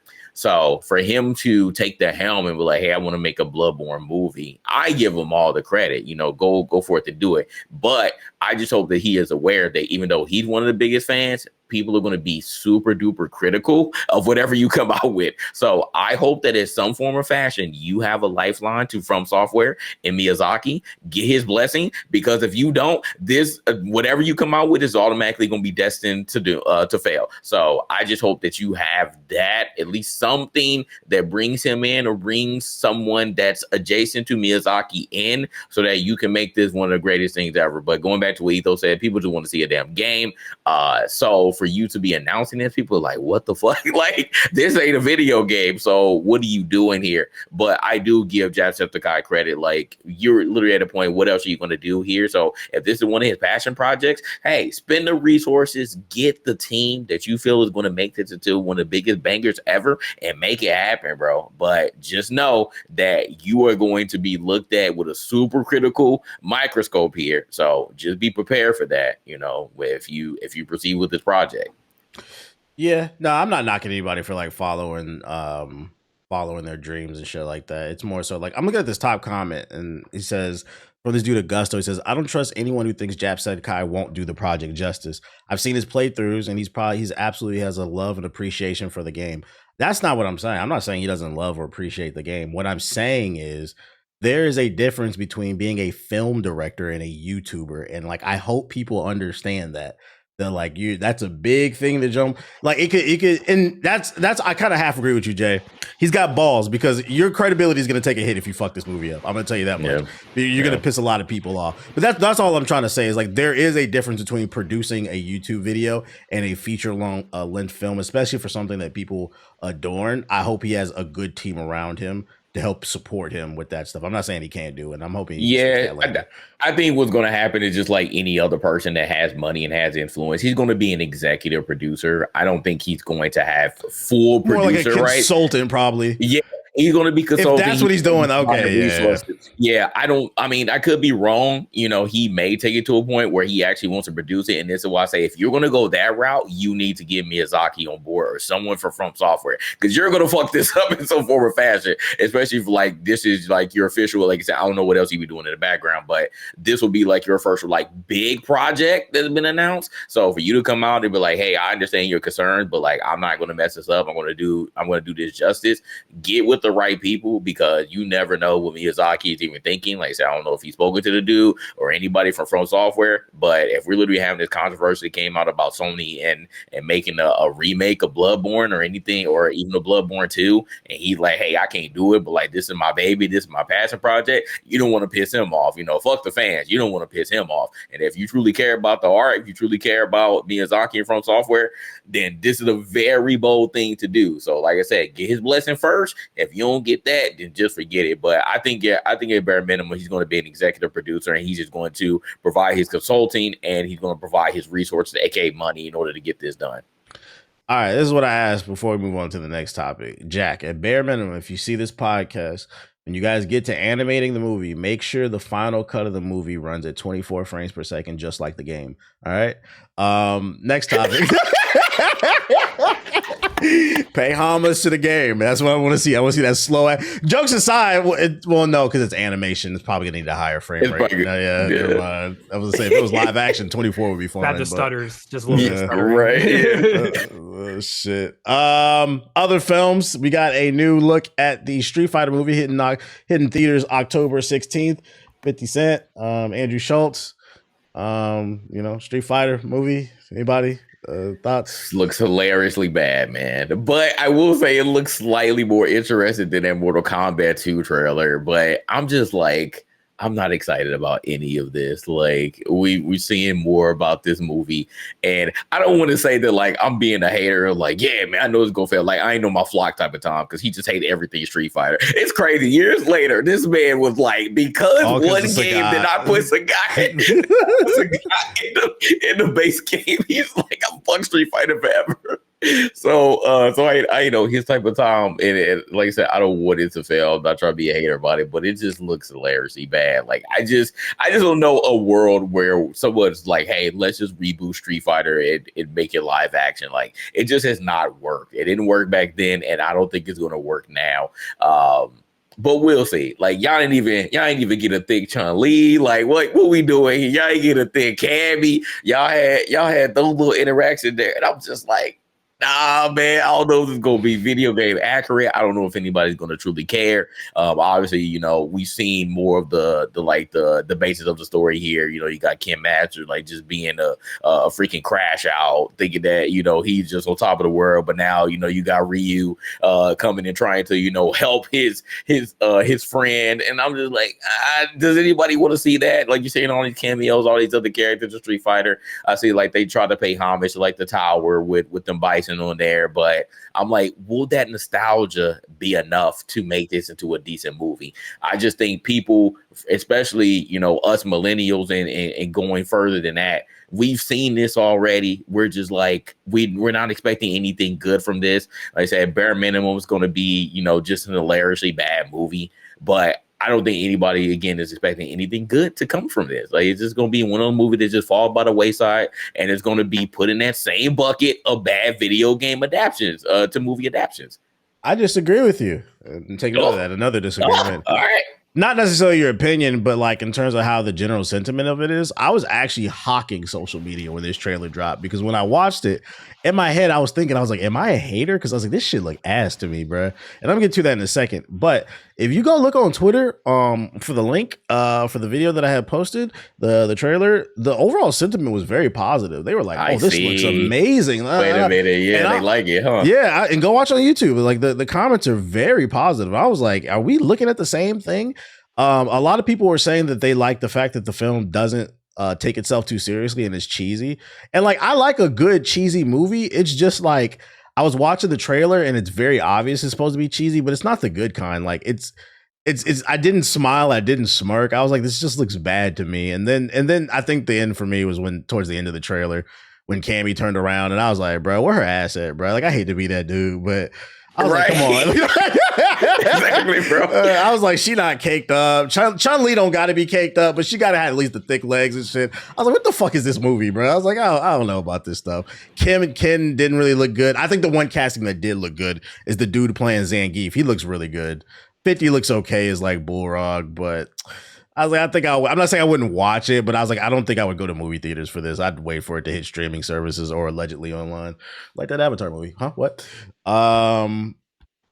What you think, Ethos? Street Fighter movie? There's no Avatar movie. Yeah, one Avatar movie. Yeah. I don't really have an opinion. Just I saw it, I was like, cool. And then I saw Chun-Li's lack of thighs, and I said, cool. And that was it. Okay. I'll probably see it when it's on HBO Max. Whenever it's supposed to come to. Yep. Well, what about what's your take on Metro 2039, the latest entry in the Metro series that was recently announced? Absolute Cinema. Yeah, let me get an actual opinion on this one then. 18-minute dev diary dropped, a 6-minute trailer. Mostly CG with a little bit of gameplay towards the end. I thought the dev diary was a little bit more interesting, but why'd you think it was cinema, Elis? Because I love the last one. I loved all of them. I honestly, I underrated series. Yeah, very underrated series. I don't need to watch anything from Metro. I saw the trailer. I saw the cool thing with the chains and stuff. I was like, we going there. This is a Ukrainian studio. So they're equating the director. I think I saw him on Twitter. They said that effectively he said like this is going to be the darkest Metro we've ever made, and it's going to be very like political. And the timing of it with the Ukrainian war with Russia. Oh yeah, they said that in the dev diary. They said it interrupted the war, interrupted their development. Yep. So I think even in the trailer, like it obviously like there's Nazis. There's always been Nazis in Metro, and for the tourists that don't know shit about Metro has always been political. Even the books that it's inspired off of it is political. As a matter of fact, the character you play as is a Russian Jew. I'm pretty sure. Russian Jew, what the hell? Yeah, he's a diaspora Jew that like left and went over to Russia, and then is dealing with, all the mess of like the Nazis and stuff like that. So yeah, I mean, I can't stress enough. Metro was good. The last Metro was really good too. Exodus, I think that game was really cool. The Last Light was really cool. Metro 2020, I forgot what the OG one was called, but yeah, that one I really enjoyed. I liked all of them. That's just reminding me I have to go back to finish Exodus because I don't think I finished it, but I got pretty far into it. But if you like survival games, you like shooting games, like tactical game, but you want it like in a single player setting, like a little survival horror, I think this game's right up your block. It's always had really good writing, and the story's been all really good. And it's always been a graphical like powerhouse on PC. Yeah, I was gonna say what kind of got me with this one is you can just tell from the gameplay that they show this is gonna be darker than all the other ones. The lighting and the little bit of gameplay that they showed was immaculate. It looks like they're leaning more very towards close to the CGI trailer. Very close to it. It looks like they're leaning more towards like survival horror versus the other ones were kind of action shooters with survival horror elements. This looks like a straight like survival horror type of game, and I'm welcoming it because there's a lot of crazy creatures in the universe, and it seems like they're leaning into it. This looks like a game that is like you better make sure your PC's up to date because it's looking beefy. So and I think the crazy part about this when they announced it, they said it's coming out this year. I was like, what the fuck? I was like, bruh, it's too many fucking games. So I definitely want to get on this one. It might be game of the year. What you think, Jay? I'm not a Metro fan. I remember I tried to play like Exodus and it wasn't really for me. But that trailer, man, that trailer did kind of hook me. Like it was like on some Control type of vibes almost for me. Seeing the change and like just seeing like the propaganda, the like the stuff that was in his, trying to get in his head and stuff. I was like, damn, like that trailer kind of sold me on maybe trying this one out. And seeing how it is. But yeah, it looks super freaking dark. And those are the type of things that I kind of like when it comes to a video game. So it definitely seemed like something that from, just a trailer standpoint and maybe like the plot of it that I may, take another look at and maybe want to get into it. But yeah, it looked dope, man. The cinematics were off the chain. Like Ito said, it was pure cinema there. So I like that. I see what you did there. Yeah, so I liked it, man. I liked it. So we'll see if I end up trying it out. Okay. This article is pretty interesting. I feel like this one kind of flew under the radar. Polygon reported Disney's Steam Purge continues with 15 more games pulled that were published by Disney. And the reason that I'm bringing this up is because either last week or the week before that episode, we covered the rumor that Disney is considering buying out Epic. And I made the argument that would be terrible. It would make it terrible for indie developers. They would be trying to rob y'all. They would make it harder to use the engine. That means they could just pull whatever game they want off the store if it's not generating whatever revenue that they want. And then this article came out this week saying they pulled 15 games off of Steam, fucking proving my point. I just wanted to bring this back up. This is why we don't want that rumor for Disney to be buying Epic to be true. Does anybody have any take? That's all I wanted to put in there. Warning. Yeah, it's a sign. Get ready for another exclusive platform thing on PC. I think Disney is what you said, maybe is considering Epic, or they're considering launching their own like exclusive Disney launcher platform where you play all the Disney games on there. That's usually the only sign about why they'd be mass removing them from Steam. Ain't nobody downloading that but soccer moms if that shit really does come out. Disney adults. Oh yeah, forget about them. Yeah, banging them in my existence. Jay, any thoughts? What's crazy? Go ahead. Never mind. Oh, go ahead. Say what your chest. Yes, say it. No. We can't talk about it on the podcast. We'll talk about it offline. Yeah, this is interesting. I mean, the game's obviously freaking guy High School Musical 3 on here. Bolt. I mean, Chicken Little. Nobody's playing this again, but maybe the Disney adults and actual children. It's not games that matter, but the point is, this is how it starts. Yeah. That's what I'm gonna get to. Yeah. Yeah, I see this as a sign. I mean, you doing this, and yeah, I'm seeing a takeover, and these games will ultimately live on the Epic Game Store. Or if they don't do that, the reason why they're doing it, and it goes back into like game preservation, right? Like, I don't think people care about the majority of these games, but still the principle is there that you can't buy these games anymore on Steam unless you already own them.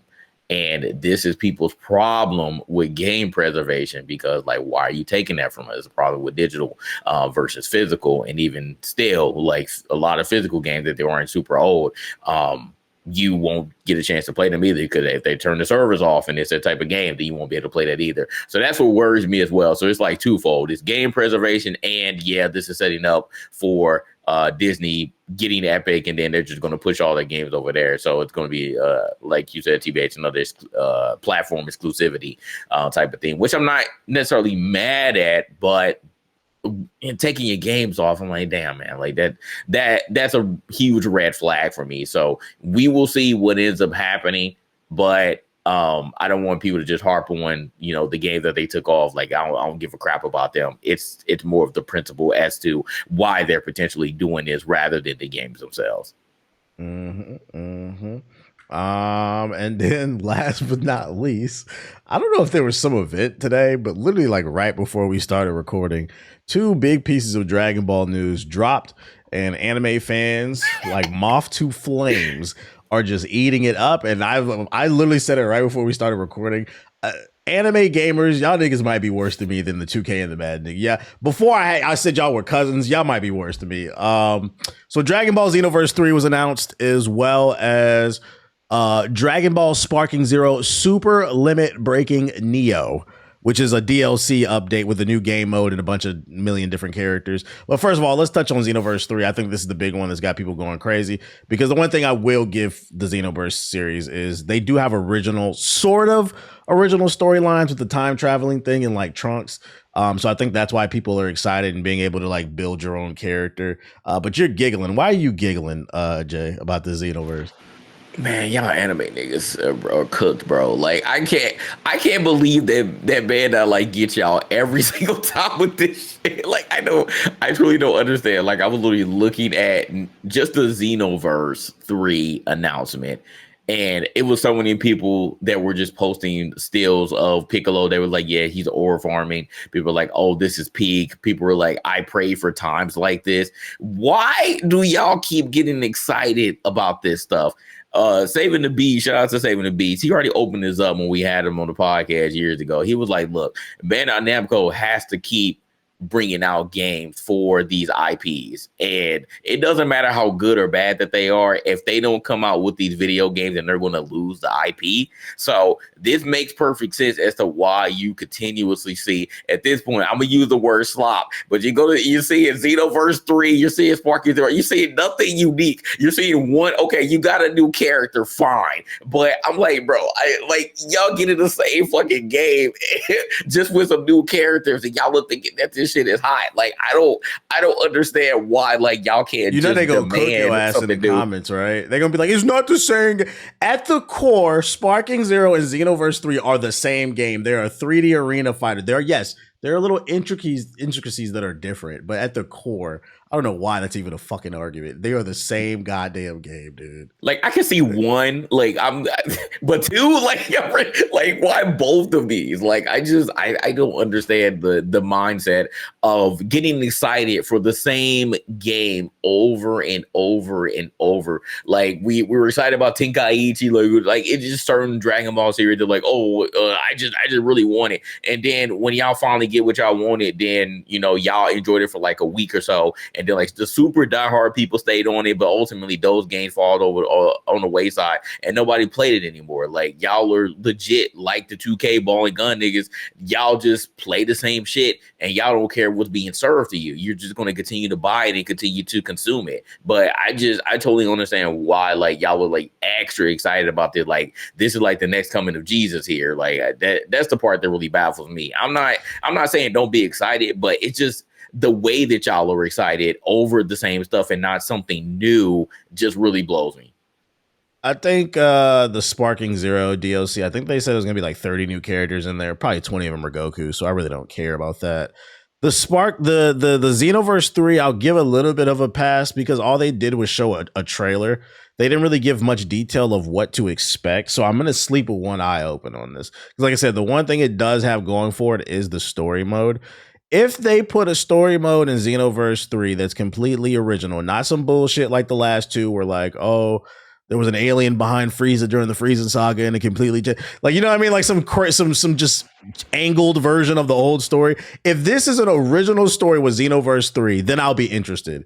But if it's the same shit as the last two, where it's like, oh, did you know that there was a sensu bean behind Majin Buu in this scene right here, and it changed the timeline? I'm like, I don't care, dude. Like, it'll be a hard pass for me. I'll keep an eye on it. That was another thing that was like, okay, when Xenoverse first came out, we were on it actually, and they hit us with the what and if. New back then. Yeah, though. It was fresh and new. Yeah, they hit us with the what ifs. But how many times can you do a what if type of situation? Nobody wants to see it anymore. Like, all right, you had one unique spin on the entire timeline of Dragon Ball Z, but you can't hit us with it a million more times and think that it's going to continue to work. It's not.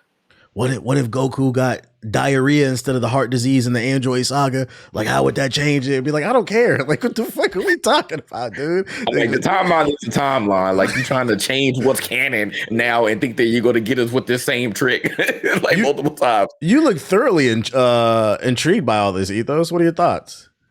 I don't give a fuck. I don't care. I don't care about either of these games. They can play whatever they want to play. And that's what they always say. Why do you care about what I'm playing? So let them play their slop. They're never going to get anything different. let the piggies eat. That's what I say. Let the piggies eat. So, oh, shit. Square. All right, the lightning round. Hasbro announced they're coming out with new figurines for Marvel Rivals. We got some pictures of Moon Knight as well as the Punisher, Spider-Man, Luna Snow, Venom. You guys collect anything? Does this interest you? Hey, he don't like this stuff, but when you like figurines, I'm not talking about this. You like figurines though. I haven't really gotten a figurine in years though. To be honest, you moved on. Huh? I went to comic books. That was my new figurine. Yeah, actually, I got a Sam Wilson one right there. I don't really collect either though. Yeah, the Moon Knight one. The Moon Knight will look fire though. I ain't gonna lie. The Punisher one looks nice too. Actually, these do look nice. I ain't gonna lie. If you like putting stuff on your desk. Have you been collecting like the like Marvel Rivals like comic versions and shit? I got the first one, but then after that, I stopped buying them because I didn't think the stories were very good. Or just the covers where like they're using the Marvel Rivals art version. Yeah, and then I was also too like I'm very picky about what I be trying to get stuff that I think might be worth money too. Like I don't think the book's gonna be worth enough. That's true, my man. Think about being a capitalist. Look at man. Absolutely, I'm trying to get my kids some fucking hand-me-downs, boy. I'm trying to pass them down. I'm trying to make some generational wealth. Absolutely, I do want to eventually like what you got in your background. I want to do that here, like get that back there and then get some bookshelves and get some figurines. Cause like I got a lot of stuff that's in my closet, like that we've gotten accumulated over the year that I do want to display. Like I got like a katana, I got a skateboard and some other stuff that I do want to put up there. So this could be potentially something like, cause I do have some figurines that I would display, but it's not anything super serious. But some of they do look good though. Yeah, I want one of those. Product, yeah. I want one of those like light up displays. You can get them off like Temu for like cheap. Oh yeah. And then put figurines in them. But like I feel like that's for like when you're a homeowner. I can't afford a home. That's the thing I'm thinking about is like if I'm in the middle of moving. I'm like I don't feel like buying the economy. I don't want to buy a glass case and then tear up, bring it in, and then if I move it, that's a whole monster. You got to plant some seeds first. If I stay a place a long time, I'm like okay, now I'll get it because that's why I didn't. That's why I never went crazy, even with the previous house. Cause we only in there for 3 years. Like this one, I probably because we plan on being here much longer. So like then I'll finally do some stuff. But yeah, I feared the same thing. I'm like, I ain't putting a whole bunch of stuff on the walls. I ain't gonna do a whole collection. So yeah, that makes sense. Once you get a house and that it kind of changes, you can really make it your space for the long term. I need that. I need that rumor of the Static movie to be true though. I got that Static #1. I need that value to go up, my boy. Yeah. Freaking Black Cat and Marvel Rivals. Are y'all still playing this game? Nah. I gave up on it finally. One demon at a time. The skin's going crazy, ass bouncing, titties everywhere and shit. Like, that's not gonna bring y'all back. Nope. I did watch the trailer though. She do look crazy. I ain't gonna lie though. I heard she's really busted. She's like, and she looked like she busted. Yeah. Like when Felicia get that damn strong. No. Yeah. It's a power of the ass, man. she got that power in her, bro. She can go invisible. She over here stealing stuff from people. I'm like, yo, what is this kid, bro? This shit look insane. Yeah, I know I'm not coming back to this shit. I'm good off of it. I don't want to sweat. Next game I'm sweating on is probably Invincible. I was enjoying myself on there. Freaking Absolute Batman's coming to the Lego game that's coming out in I think May or Yeah, something like that. I think they come out next month. Yeah, I'm excited about this one. Yeah, it's just it has more to do with capitalism. I'll tell you why I'm excited. Because first and foremost, I'm pretty sure this is just a skin. So like in the comic books, Absolute Batman does fight different from Batman. He on his chest, it's an axe that he could pull out. I didn't see that in the gameplay. That would have been cool if it changed the gameplay up. It just looks like a skin. It's but just that, a skin of him, I think. yeah, but I'm just excited because this is bringing him into the zeitgeist basically. And the more his stock goes up, the more my books go up in value, boy. That's all I care about. Yeah, that comes out on the 29th of May, man. Hold on. When does 007 come out? I think it's the same day. Same time. God damn, that's crazy, man. Go on, play that too. We eating, bro. Y'all heard the new, you heard the 007, the new with Lana Ray was the song. Yeah, you put it in your chat. Sounds good. It sounds good. I had that bang. When it probably There's best soundtrack of the year, maybe. Somebody said they don't that Lana Ray. I don't think Lana Ray knows that she recorded. Like she knew she was recording for 007, but I think she thought it was a movie. The movie, not a video game, because there was a picture that came out recently that the paparazzi took a picture of her. She leaving a store. She had a PS5 like she bought. So things like they think that she might have just discovered that her song is going to be in a video. Let me go get a PS5 so I'm ready. Yeah. I didn't know. That's fucking funny. Yeah, it's pretty funny if it's true. I talked about this earlier, but just quick touch on it again. Gears of War E-Day Direct will be about 30 minutes long on June 7th. Excited for this one. Any expectations for Gears E-Day?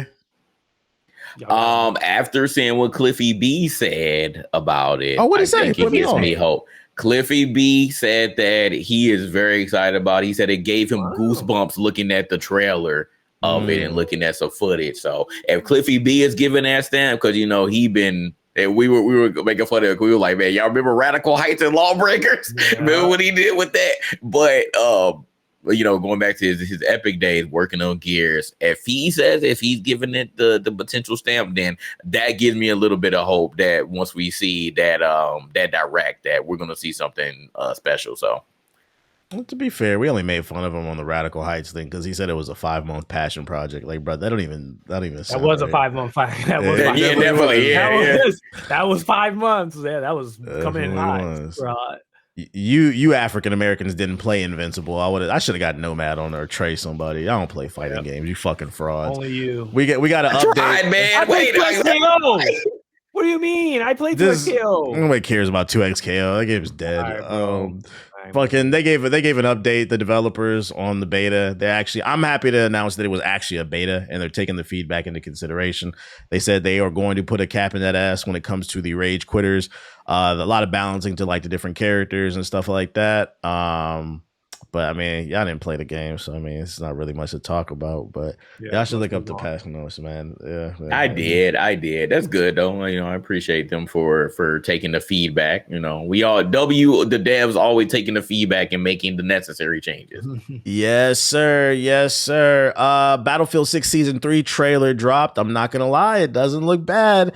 They said naval warfare is coming back. They're adding ranked play. Server browsers. I heard that was finally coming back. Server browsers, a bunch of new maps. It's a 6-minute trailer. It actually looked really good. I was like, I said maybe I might download it and give it another shot. Your PC again? Yeah, that's what I'm worried about. Because you got because of it. Yeah. So if I do play this shit, I'm gonna play this shit off stream first to make sure it works, bro. Because I can't do it no more on stream, bro. Just bricking my shit, bro. But it looks like they're hitting their stride since Vince passed, and they're finally maybe they're finally getting it together, and they might have like a comeback season. It just took 3 seasons to get there, but there's a lot of content. I'm excited about the server browser because that's always been a thing for me. I want to do the any of those special servers that they had. They said we ought to go back to Battlefield 3, man. 24/7 Metro. Let's get it. So doing something like that. People love that stuff, man. Yeah. So get Metro in there. And then Battlefield's rival Call of Duty, its movie gets a release window for 2028. Well, actually, release date June 30th, 2028. Will they stick that? I don't know, but the movie is being written and produced by Peter Berg from Friday Night Lights and Deepwater Horizon. Is this doing anything for anybody? That's an interesting director pick. It could be not bad. Yeah. I just again wonder which Call of Duty are they going to do? How much Israeli propaganda do you think is going to be in it? Yeah, that'll make me walk out the movie theater. I ain't gonna hold you. Probably gonna be a lot of it. Gonna be a lot of propaganda in that movie. I just don't know, like, because I'm not trying to see anything. I'm not trying to see anything from original Call of Duties. I'm not trying to see World of War. Don't do any of that. I'm not even trying to see Cold War, Vietnam. I don't want to see any of that. Maybe Cold War, but even still, this is gonna be a huge no for me. So I just don't know which Call of Duty they're going to do. If they're going to keep it video game accurate, or they're going to do a brand new. Like it's just so many questions that I just need to answer to. Which direction are you going to go here? I don't want to see Saving Private Ryan Part 2. We already seen that movie. I don't want them to do any of the more recent games. I feel like the only storyline that lends itself potentially to being a decent film is the Numbers Mason shit. What was that? Black Ops 1 and 2? Yeah, Black Ops 1, yeah. Black Ops 3. If they could flesh out that storyline, there might be something interesting there. But other than that, I don't really know what Call of Duty, because Call of Duty has never really had really in-depth like storylines. They're just kind of okay. Outside of the one that I just named, I think that's the one probably the most iconic to most people. It has iconic moments, but are the stories really that good? I mean, I don't know. People like the whole Modern Warfare 2 shooting up the airport. I mean, that was not that part, but I like Modern. Yeah, I like the Modern Warfare stories. I like the Modern Warfare story, so I don't know. So. This section just felt natural to me. Yeah, I bet it did. And then people was trying to get me to rag on this shit the other day. The chat was like, "Did you hear? There's Arc Raiders dropped almost 80% of its player base." I was like, "Oh shit, it did. I didn't even know." And apparently, it's true. It hit sub 100,000 players. From my understanding, the community has issues with the game because they still haven't done anything with the cheaters. There hasn't been any new content in a while, although there's supposed to be a new map coming in a few weeks. But right now, it's not in a good place. All the big streamers kind of quit playing the game. Do we think this game is dead, Ethos? I mean, I think maybe it might be a trend towards people not caring for extraction shooters right now. Like it might just be a broader like maybe Marathon was just ahead of the curve of like people not being like kind of tired of extraction shooters and not being excited about it. So Marathon just having a lower count for being a more like niche game kind of was like a foretelling of that. And then Arc Raiders, which is obviously the bigger, more casual Mickey Mouse Playhouse version, it's naturally starting to fall off too, which coincides with that pattern. I think it would be different if like Arc Raiders was still growing and then Marathon was diving, but to see that like Arc Raiders is diving and Marathon is the genre as a whole. You think the genre as a whole? I don't think it's I don't think it's an individual thing. I think it's just like what we were saying for the past 3 weeks makes sense, right? Like Marathon's a more niche game, so obviously it wouldn't have as big as a player base, but it has like a dedicated player base to it. The more casual version of them is like they're dealing with a lot of stuff. Like they're not producing a lot of content. The end game is non-existent. That's kind of why I stopped playing it. Like there's no good end game at all. There's no like reward for like all the grinding you're doing. There's only so much of that. There's issues with their free kit system. A lot of their economy's kind of messed, like out of whack right now. So they need more content. I think that's the biggest thing. That'll be the biggest test, I think, is that if they produce a new map, is that enough? Outside of like, well, you have a new map, but that's only going to be fun for so long, right? Like you're going to just get off if there's no like, what's the new enticing mechanic or the stickiness that makes me want to get on every day and play it. I don't think Arc Raider has that anymore. It doesn't have it at all. So they need to solve that issue first, I think, before they just drop in a new map that might bring some people back temporarily for like a week or a month, and then they all just leave again. So I mean, this isn't just me being like excited, being like, oh, everyone should just go over to Marathon, because I don't think Arc Raiders players are looking for a Marathon experience. I think that, they want to play more of that like Arc Raiders style. So, it's really going to come down to if the devs can deliver it, which I think they should be able to. They've been able to produce the finals and keep producing content on a consistent basis. So I think this is just more of the reason probably they're taking longer is because they have to deviate to fix some of the like in-game issues. And like, there's a lot of other, like what you said, cheating, and there's a bunch of other issues right now. And then I think the biggest factor is, I think they were thinking of building the game for PvP, And I think the whole, like, the people were joking about it, but it seems like it's really serious. Like, it seems like a majority of the players want it to be like kind of what happened with Destiny. Like, Destiny was supposed to be this PvP, PvE, 50-50 type of game. But then, like, you look at the stats and like a majority of the players are only engaging in the PvE aspect of it. And they don't like the smaller portions only doing the PvP. So they might be prioritizing saying, all right, we're going to build out more PvE elements and more bigger robots, which takes a longer time to build than trying to like make more PvP type of like maps or experiences. So, you know, that might be why they're taking longer, is they're going to cater their game towards PvE and just let the PvP kind of die. I'm not gonna, even though I'm like a big fan of this game, I'm not gonna rag on it and say, oh, I think it's dead, it's over. Let's wait until see what happens when the new content drops. When the new content drops, I think that'll be the real test. Because not only has there been a lack of content, but then I also think that, like, you know, these days I don't feel like influencers use their influence for very much. But the one time they did is for Arc Raiders recently. They were definitely on that, and all it takes is for a fucking virtual peanut to get back on the game, and for some reason a bunch of grown men will start playing again. So we'll see what the peanut does. What do you think, Jeff? Marathon.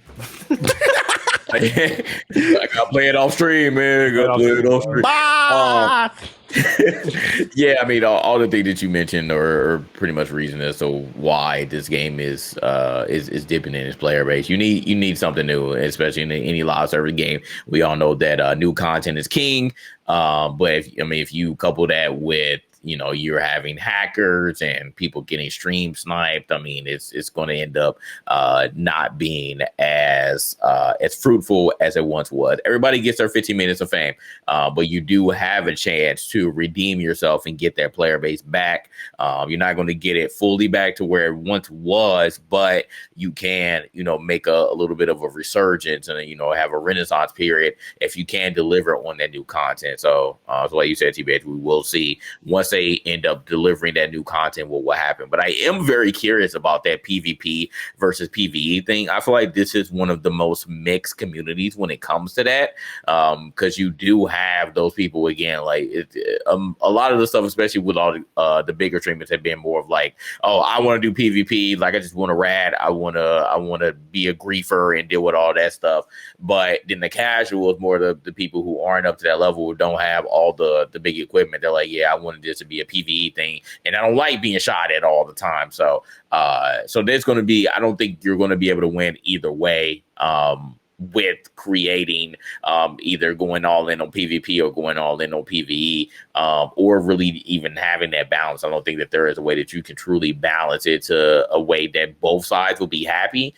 But it'll be interesting to see if they can pull it off, or if they decide to go just fully on the route of PvE and then just like have a smaller subsection that just does the PvP aspect. So we'll see. But yeah, you got to come up with that content. That's going to be the first thing on their agenda. So you got to really nail it with that in order to, you know, get the people back and want to play it.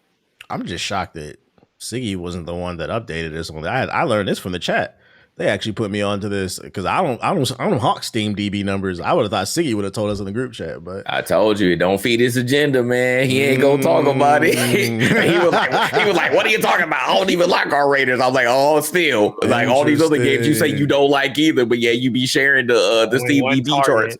Yeah, exactly. Target. The one target that was supposed to be compared to Marathon, not freaking Crimson Desert. This man was comparing Crimson Desert to Marathon. I'm like, bro, you need to be comparing Arc Raiders to Marathon because they're literally the same genre. But he ain't sharing out when we got him. Man, cornered himself into that joke full time. He better get on Samson too. And then last but not least, Escape from Tarkov creators, they announced a new speaking of extraction shooters might be dead. The Escape from Tarkov creators announced a new extraction shooter called Fragmentary Order. It's a space extraction shooter. That's all I can get from it. Graphically, it looks pretty, but I'm here to let y'all know I don't care. The whole thread was like, oh, so this is Marathon? And literally the whole thread. They like, oh, shit. I would love to see, was there some data or like research and development that like they did, like the dev or like the industry did, where they said, yeah, everybody needs to make an extraction shooter? Because I've always been on the side of like, I'm not sure this, when BR hit, that shit was like crack cocaine when it hit the hood. When this hit, it was, I never really got it, bro. It was like, remember when K2 hit, niggas was smoking that a little bit, and then like a year later, they was all like, I don't know, man. I just don't know if extraction shooters are here to stay.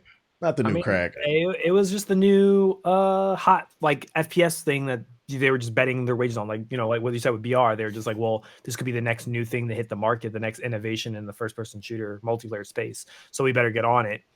So they started doing it. And I think Dell said this. He said he tweeted one time, which he was 100% right. He said a lot of people don't know this, but right now there's a bunch of studios that are making the exact same game right now, but we won't know until the next couple of years. He says like back in 2022, 2021, and he was basically saying they're all making extraction shooters simultaneously. All the studios are coming up with doing the exact same game, and they're trying to get them out onto market. This is why Pragmata is important. Make what the fuck you want. God damn, bro. Oh yeah, more replaced. What a fucking surprise, right? Like we talked about 97% of studios making live service games, and now you all are trying to hop on the extraction shooter wave and get that going, man. It's just literally history just keeps repeating itself. But it's like, are you going to be super popular? Because like I feel like the extraction shooter BR was one thing, especially with Fortnite. It made it so accessible for everybody to just hop on and play, especially with it being on every damn platform that you can think of. Extraction shooter is. Even you can make it as casual as you want. Because remember, we literally just talked about potential Disney extraction shooter with Mickey and stuff. Hannah Montana, the extraction. Yeah, so like we'll see if you can truly make this a casual concept. But right now, the extraction shooter is still a super hardcore market, even with Marathon. Like you kind of got to really be like super honed in on it in order to truly play. And Tarkov is super dark, so like all these games, it takes a certain genre. A casual can't just pick it up and just automatically master it. So it'll be interesting to see, like, once all these extraction shooters come out, what the people care. Because again, I'm looking at this thread here, and they're like, "Oh, damn, this is like the 5th extraction shooter out. Like, we don't want this anymore." But again, we keep honing back to it. If you don't want it, then just don't support it. I'm not trying to again say that I want every extraction shooter that comes out to die, but just show them that this is not what we want. And you can truly make a difference. But yeah, it's not looking good. Like this whole, they're like, yeah, I don't like this announcement. This is like Marathon. I don't want another extraction shooter. But then they'll turn around and still be on GTA 5. So I don't even know. Like you still say that. So like y'all not showing CJ gonna extract. Okay, we might. If CJ gonna extract, we can do the extraction shooter, bro. There's this tweet I saw. I didn't dare retweet it or quote tweet it because I was like, this is going to get a lot of people angry, but there's some truth to it. I saw this tweet on the timeline that said, unfortunately, he said, I'm starting to think that a lot of gamers are propping up a lot of mediocre games because of their hatred of the AAA space. Oh, I retweeted that. Yeah, I agreed with that. I'm really starting to believe that is that. Yeah, one of them was in our group chat. The Steve DB watcher. I think it's true though. I think a lot of this stupid ass culture war and a lot of it's just stupid, just argumentative, like tribalism has just caused a lot of people to just dig their heels in the sand, not play play a bunch of different games or play the games that they apparently don't like. They just want to say that like, oh no, my game's better, and I'm willing to fight it. And then I think it's also kind of what you're saying, like it's this trend of like a lot of people were upset about AAA space. I saw this video and I was like, what happened where we went from a decade ago where we used to clown people being overexcited for games, like a lot, and I kind of miss that era now where it's just like a lot of people were just excited, oh boy, here comes a new trailer, and they're all excited with the reaction and stuff like that. And now we've completely gone to the other end spectrum of just now every reaction is just like, how can I criticize or what that era of like RIP to old boy Etika, like the Joy-Con boys when they would like kind of overreact to everything. Yeah. I'd rather, as long as it was, I'd rather deal with that shit. I'd rather deal with that. Yeah, I agree. I think like the T Martin and stuff like that. Like I feel like I'd rather take that back now. I in retrospect, I've seen the opposite end of it. It's like I hate it. Like I absolutely hate what like the type of like reaction culture has been now, which is just like, how can we find something to hate on, or just specifically like, I'm going to prop up, which we've seen before. We've seen people look propped up games that are just like, I don't know if we should be, really, throwing over talking about game of the year about this type of game, but they're willing to just do it because it fits the agenda that they want it to fit. So they're just willing to just, whatever it takes, I'm willing to sell that. So I think my main question is just why though? Like why would a regular average gamer be like, yo, I'm upset at the AAA space? Like why? To be fair, it's a two-sided street, right? Like they've had disappointing releases. Like they've had overhyped games that came out that were like that promised them the moon and back, and it didn't deliver on that. So they kind of feel like they've been betrayed by a company. They don't understand how game development works. So they kind of have an ignorant belief or thing. They take a lot of things personally. Kind of what we also said too, is just like, unfortunately, like this hobby it attracts a lot of socially inept men and just people in general who just are like locked indoors, who lack any sort of social skills or nuance. No child left behind is another aspect. No one can think critically anymore. Everyone's really stupid. So, you have a mixture of all these terrible elements, and they're all coming together. And the growth of, I'd say like from like the 2010s onward, where now you have this group of people who've been birthed into this era, or been introduced into gaming into an era where now it's all about like live service. It's all about, the recurring Minecraft, GTA, and that is their best games of all time. Like they didn't grow up in an era like where we grew up. I've kind of said it before, where it's like when we grew up, we were blessed, I guess, and the idea that we grew up with the internet. We grew up when the internet was being formed, and then as it grew into what it's become now, we kind of have seen it evolve into these different stages as we grew up as well. And I don't think nowadays, like what you say, TBH, kids don't have that. Like they've been introduced into what you said, algorithms. Yeah. Now that I think about it too, I feel like with this generation of gamers, it's really weird because I don't know about y'all, but I don't remember once as a kid, not even in my teenage years, looking at an earnings report for a game company. No. And to be fair, never care, bro. And to be fair, we only do it here on this podcast because we're trying to have like higher level conversations. But like, it's really weird to go on Twitter and see somebody who doesn't have a YouTube channel, a Twitch channel, like just somebody on Twitter talking about like earnings reports for some random like indie studio and shit. I'm like, bro, what is it? Why don't you just promote a game you like? I think really like the game I think that really changed everything. And this might be a crazy take. I think the game that really fucked everything up was Mass Effect 3. I think that was like the first game that I think like broke the zeitgeist, where like people were very upset, and it went to that point where people were like, they were trying to figure out who worked on the game. Like that was the first time I feel like devs were getting threatened. It was a threat. They forced the ending. Then they were talking about like, then they were looking at shareholding stuff. Then they were talking about day one DLC. Yeah, that pissed a lot of people off. That pissed people off. And then like a lot of like, and people were already upset with EA, but that kind of like, I feel like that was when like, I feel like a lot of the anger started to manifest into like something really. I would say I wouldn't say that was. I would say that's patient zero. Like that maybe started it, but I feel like the catalyst. I feel like the catalyst was Anthem. I feel like the catalyst was Anthem.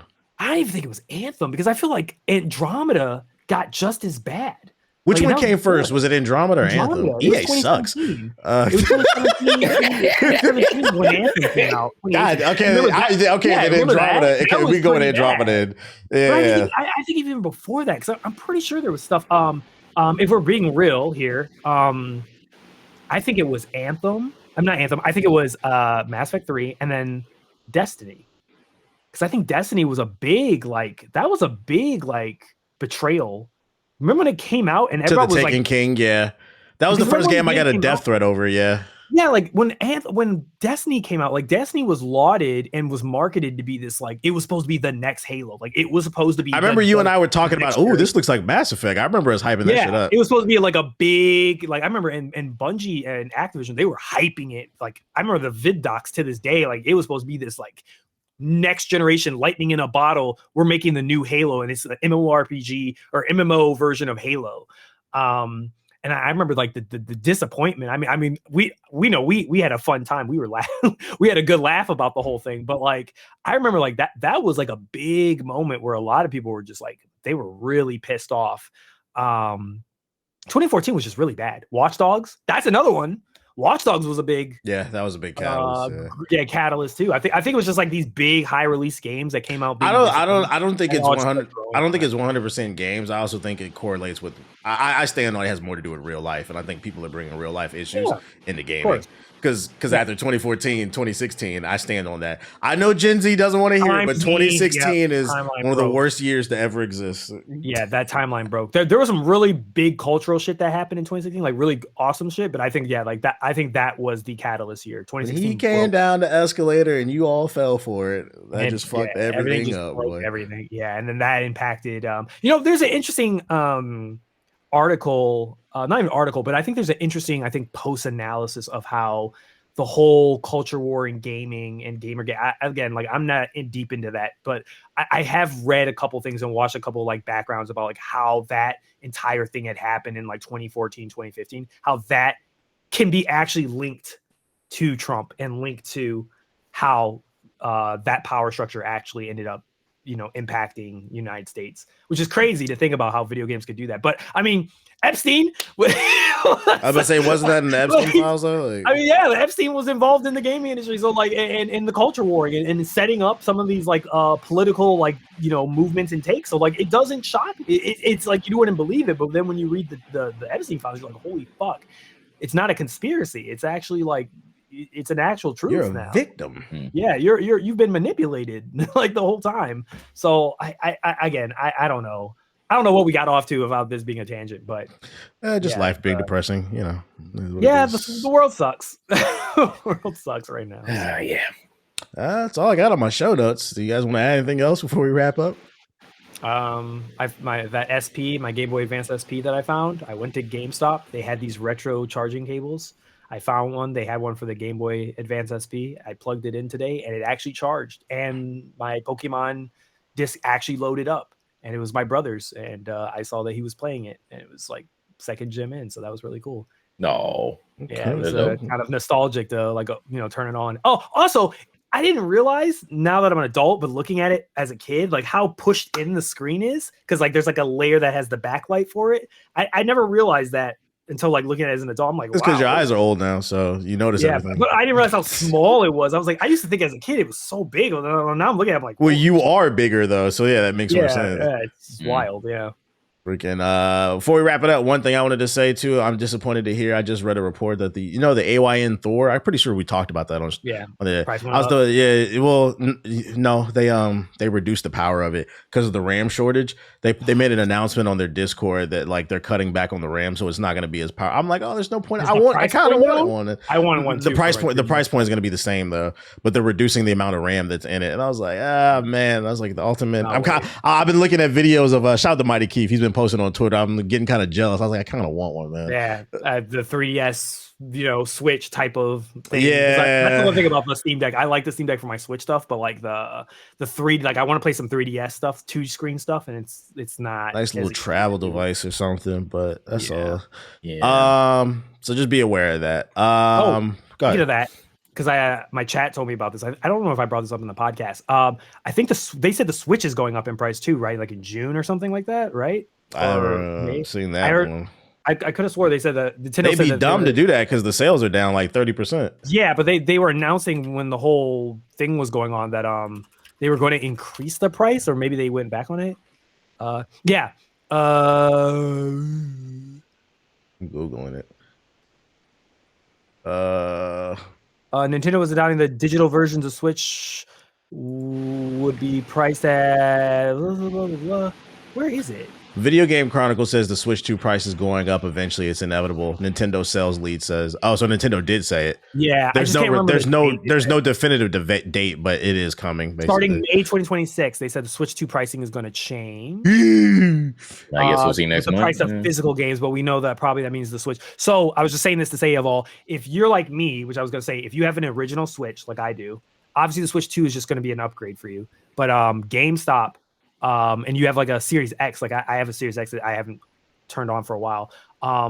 If you turn in those, you can get about $380 for an Xbox Series X, and you can get about $180, like about $100 something for the Switch.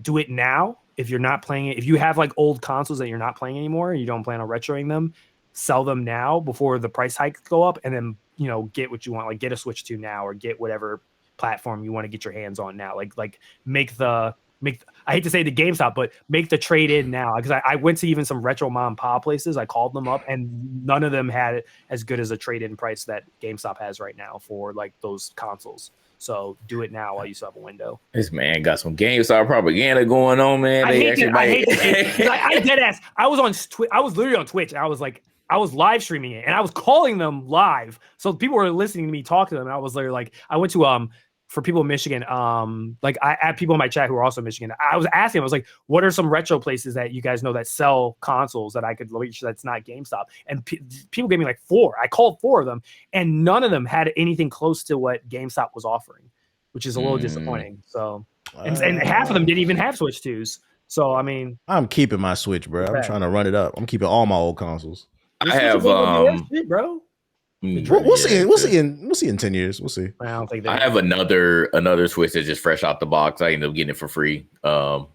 And I might just end up giving that to them. Yeah, we'll I would say give that to the kids. Yeah, give it to kids, or I would say sell it and get a Switch. But they already, I have one already, so so they have, and then I'm planning on, like I said, if I'm going to get a Switch 2, then I might well just give them that one, and then just keep obviously the Switch I already have set up. So yeah, because like you said, right now there's a bunch of stock, so GameStop might be doing some like trade-in promo for your stuff. I got one more story for y'all. I'm just scrolling the timeline. This one popped up. YouTube is shutting down the clips feature and replacing it with share at the timestamp, which is a shame, because all they had to do to fix the clips feature on YouTube is make it to where you could download clips. That was the only thing I didn't like about YouTube. You could clip stuff, but then you could only share the link. They should have made it like Twitch where you could download clips, but they're getting rid of it, and now it's only share as a timestamp. So it's just the same thing. They're just getting rid of the name, basically. That fucking sucks. I thought y'all was supposed to be trying to lean more into this live streaming shit. I'm trying to get the YouTube stream going. Come on now. But yeah, that's all I got for y'all. All right, Jay, you got the floor. What's your closing statement for episode 186 of the GI podcast? Yes. So you miss Watts. She's going to be out for another week, so you're going to get another dual cast at least. But I hope she's having fun. I saw she went to a concert. She saw Japan. She saw so to say a little creepy nuts. Their skyline, creepy nuts. She talking about creepy. That's still the funniest thing. I've never heard this band. So it's not like she's having the time though. So shout out to our sister, the 4th member here. One thing I wanted to note. We talked about it last week with a conversation where we were speaking about the video game industry and the depth of it, and how California is apparently the root of all evil when it comes to video game industry. Another tweet went out that was once again talking about the stats of where the most layoffs have come from. And again, in that same thread was multiple people being racist, and again talking about the woke and DEI and how it all comes from California. I don't know what y'all agenda is against California, but y'all really need to chill, man. Like, just use critical thinking here. If California is one of the meccas of the video game industry and it has a majority of video game studios, then naturally the majority of layoffs are going to come from California. And that does not say that, the U.S. is the only region that had layoffs or suffered anything. We literally just talked about last week how Kazan and Wu Chang just disbanded their entire team. Now, whether they still have a job is a different story, because they said that, they moved on to other projects, but that does not exempt South Korea. That does not exempt China. That does not exempt Japan. I really need for y'all to really do your research and not just saying, California bad. Cause like this narrative, I don't know why it's gaining steam, but it's very, very annoying, and we need to chill out on that. I'd go as far as to say it's anti-American if you are American and you're listening. Like, why do you want one of the states in the union to fail? Because fun fact, for those of you unaware, California has the 4th largest GDP in the world. Not in the United States, the 4th largest GDP in the world. It has more money in the state of California than most countries in the world. If the state of California collapses tomorrow, hate to break it to you, but a lot of you PS4 ninjas will not be getting your food stamps. Go ahead, Ethos. Real shit. I don't understand it, bro. Anywho, on a lighter note, I got my tickets pre-ordered for the Michael movie. I'm very excited to see it. Wait, what's that? Oh, the Michael Jackson movie. I'm tired. Yeah. When did that come out? I'm really excited to look at that. I feel like that's week. This week. Oh Yeah. shit! I didn't even. I feel like know. that's a movie, just a recommendation, guys, to go see in the theater with a bunch of people. I feel like that's gonna be like one of those like good movies you want to be with, like around people. Everybody's gonna be dancing and shit. Yeah, it's gonna be a fun movie. Yeah, I got Don't an early invite people. screening. Don't invite Or I got an early screening for it, but we probably can't get a babysitter, so we'll probably wait. But yeah, my wife says she wants to see the movie in theater, so we'll see it. It looks 2 hours and 30 minutes. It says online. Ooh, and everything. Like I'm glad you the said that. I didn't know it trailers. came out this week. Yeah, see if you get some tickets, you get some IMAX tickets or something like that, because I feel like that's gonna be a really fun, like, social movie to see with other people. Where you're not gonna be mad if people are singing in the theater or something like that. So yeah, we on that. And then my closing statement for tonight. The Philadelphia the players are going on in the NBA, and despite what somebody says in the group chat, Nomad, I am not a highlight watcher. 76ers and the Celtics are playing in the first round, and funny enough, the Sixers begged for the Celtics in the first round, and tonight they got bent over. So I think they lost by like 30 points. So make sure that if you made it to this part of the podcast, make sure to leave in the comment section. Philly bent over by the Celtics. Pistons better not fucking lose, bro. I swear to God, if they lose this series, 123-91. Put in the comment section. Philly bent over by the Celtics. Make sure to put that in there. Other than that, I appreciate everybody who came through to the podcast. If you're new, hit the follow button. Turn on notifications so you know the next time we drop a pod. Hit the like button, hit the hype button, hit the hype button, hit the hype button. Rate the show 5 stars, and we'll see you on the next episode of the Game Illuminati podcast. Sausage Fest edition. Peace.